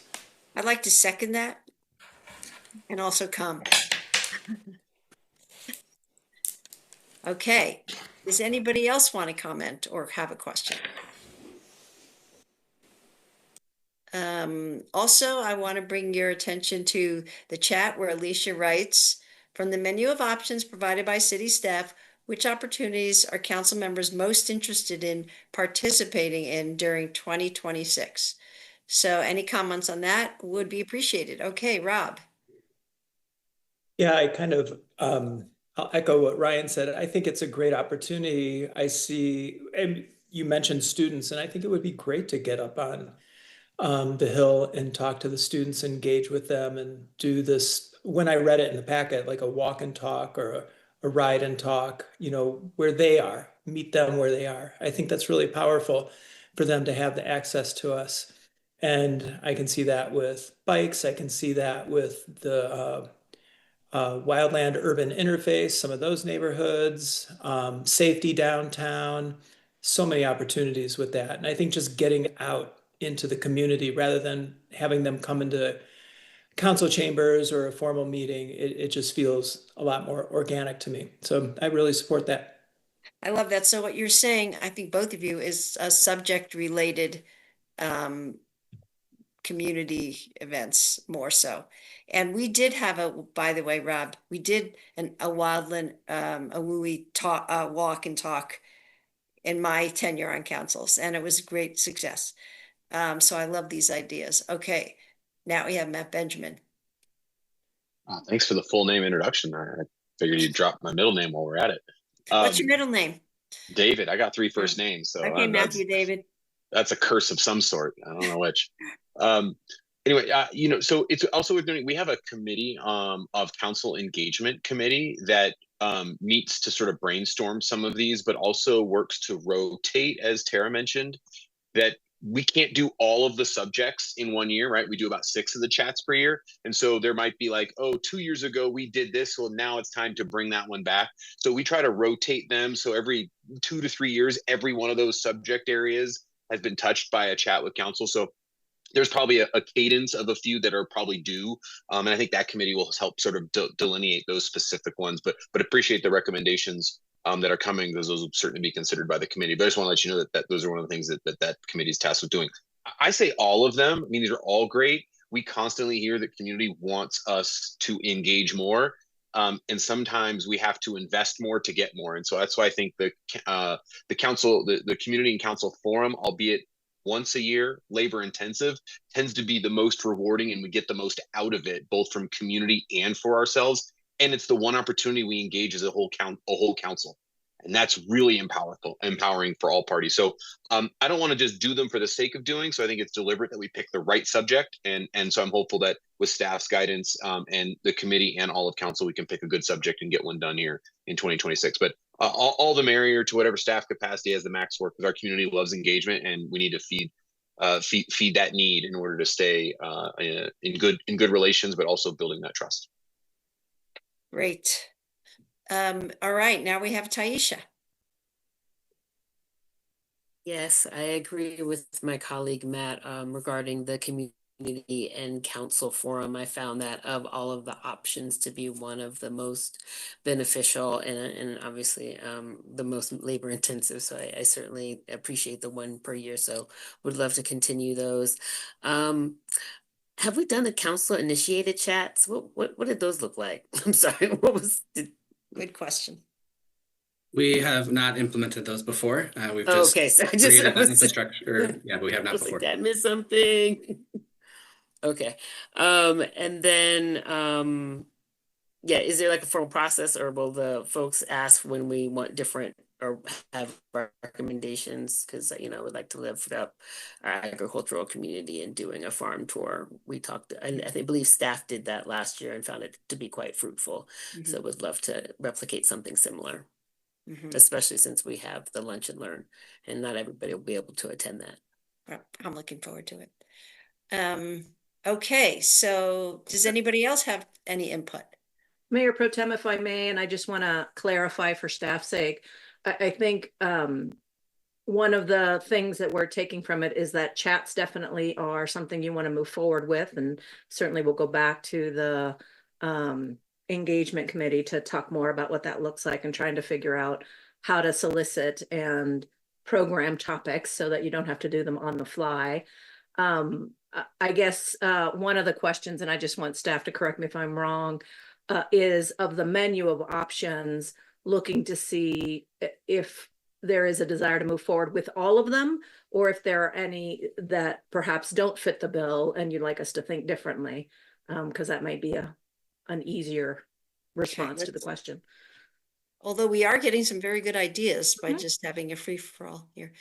I'd love to just add, thanks for the invitation, Nuria. Just if you like the idea of sort of diversifying and doing a little bit of everything, we would just come back to the engagement committee with an estimated sort of number of each thing we might be able to pull off in a given year. The more methods we use, the fewer of any one method we would be able to do. All right, let's hear from the rest of the hand raisers. That would be Mark and then Tina. Some of the most rewarding conversations I've had on council were with very young people, kids. I had one with a bunch of Cub Scouts, and they grilled the hell out of me on the Irish ball fields, and they were tough. And it was just rewarding to be able to interact with them. And then I had another one with slightly older, high school kids, and they were very informed, very engaged, and I thought it was a mutually rewarding evening. So, I mean, to the extent that we can reach younger people, I think it's just terrific, and you can sign me up for any of those. I just, it was a great experience for me. Well, Mark, you can come over to my house anytime and hang out with my 5 grandchildren as well, but don't be scary, Mark. No, I'll be very nice. I won't drink any beer. It'll be terrific. Okay, I think Tina was next. That was a good joke. Tina was next, and then Nicole. Yeah, just appreciate this question, and I found all of these methods valuable, as well as even hearing from our boards and commissions when they did the annual letters. So I think it sort of depends on the topic and how complicated it is and how many people it's going to touch. So I'm pretty open to all of it, and also would defer a little bit to staff. You have more of a relationship with the community connectors, for instance, and if you feel that there's something going on with a particular connector or a group of people, I'd love to hear from them. And so if you want to suggest something like that, I'm certainly open and would be happy to attend. Also community initiated events. Great. Nicole. Yes, thank you, staff. Reading all this too, I was just taken by how much work this is for all of you to put all these together. So thanks for what you do. I do like the chats with council. I think those are really good opportunities. Would love to kind of keep those going. And I like the idea of our community engagement committee thinking about formats and what that might look like with you all, of course. And then the council initiated chats and supported office hours. I sort of feel like this year, it's such a short year anyway, maybe just kind of keep going with what we've already been doing and not necessarily bring in new things that we haven't done as much. The community and council forum, I love that. I think it's a great idea. It also took a ton of time and planning, and I think some thought and intention in figuring out what was the sort of quote unquote right conversation to use for that format. So I don't know if I think about that for this year so much as just to start thinking about it maybe for next year. I think with the connectors and residents, as they want to invite us in, I'm happy to keep doing that. And one thing that I would love for, and maybe this is a question for the community engagement committee, years ago, we put in place a rule that people could not do the chats with council if they were campaigning or like running for election. I don't really love that rule myself. I think it puts a lot of restrictions, especially in a year like this one where we will have 5 seats up. Anyway, so I would just be open if others were interested in having the engagement committee think about whether or not that's something that we need to continue, because I feel like it also constrains timing of for staff and how people can sign up for some of those spots in ways that may or may not be necessary. So. Okay. Anyway, thank you. We'll take that up. I don't see any other hands, so I'm going to just comment. My comment would be if we didn't mention something, Nuria and Pam, that is really time consuming, that you don't love that much anyway, I say we shouldn't do it. To me, like I've been to a few where there were more staff than people. There was this really large event we had at the park at North Boulder Park where it just wasn't well attended, and it was so much of all of your time. So I'm wondering, can we consider not doing things that are heavily labor intensive, I guess, if they don't have that many people showing up in the community, or maybe there's not that much community interest in it. I defer to you as to what just takes a lot of your time and energy and might not have as much gain from it as other things. And I mean that in not negative way. Yeah, I maybe I'll take a stab at it, team, and certainly correct me if I'm wrong. I appreciate the intention behind that and want to be thoughtful to staff.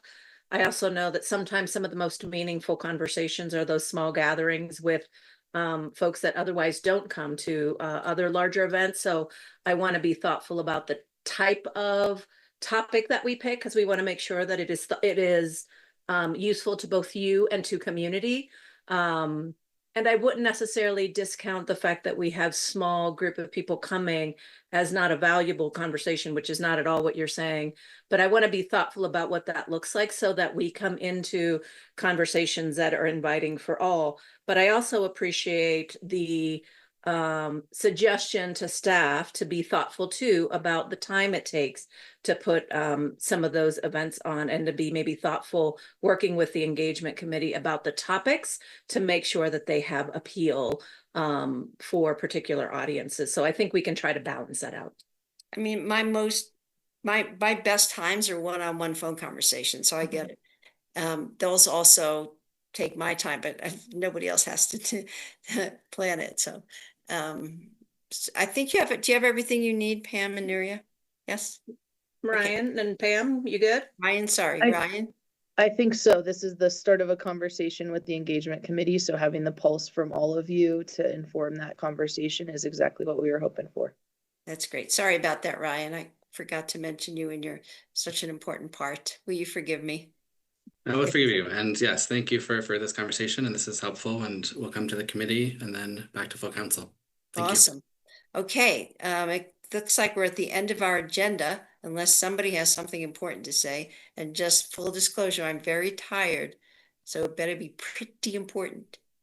Okay, let me I'm see. feeling remiss about sharing something that's coming to mind. So I was thinking about the council agenda priorities and the power outage one. And as far as like council initiated, or maybe it could just be a thing for the council forum, but I just felt That's like good. That would be a good one. there wasn't something where we were in the face with a variety of different stakeholders around that. And I could see that just being really beneficial. It came to my mind, so I just wanted to share that. That's a great one. Appreciate that. Okay, anybody else final words before we close? Nobody. That's great news because we're going to close this meeting at 9:24 p.m. Thanks, everybody.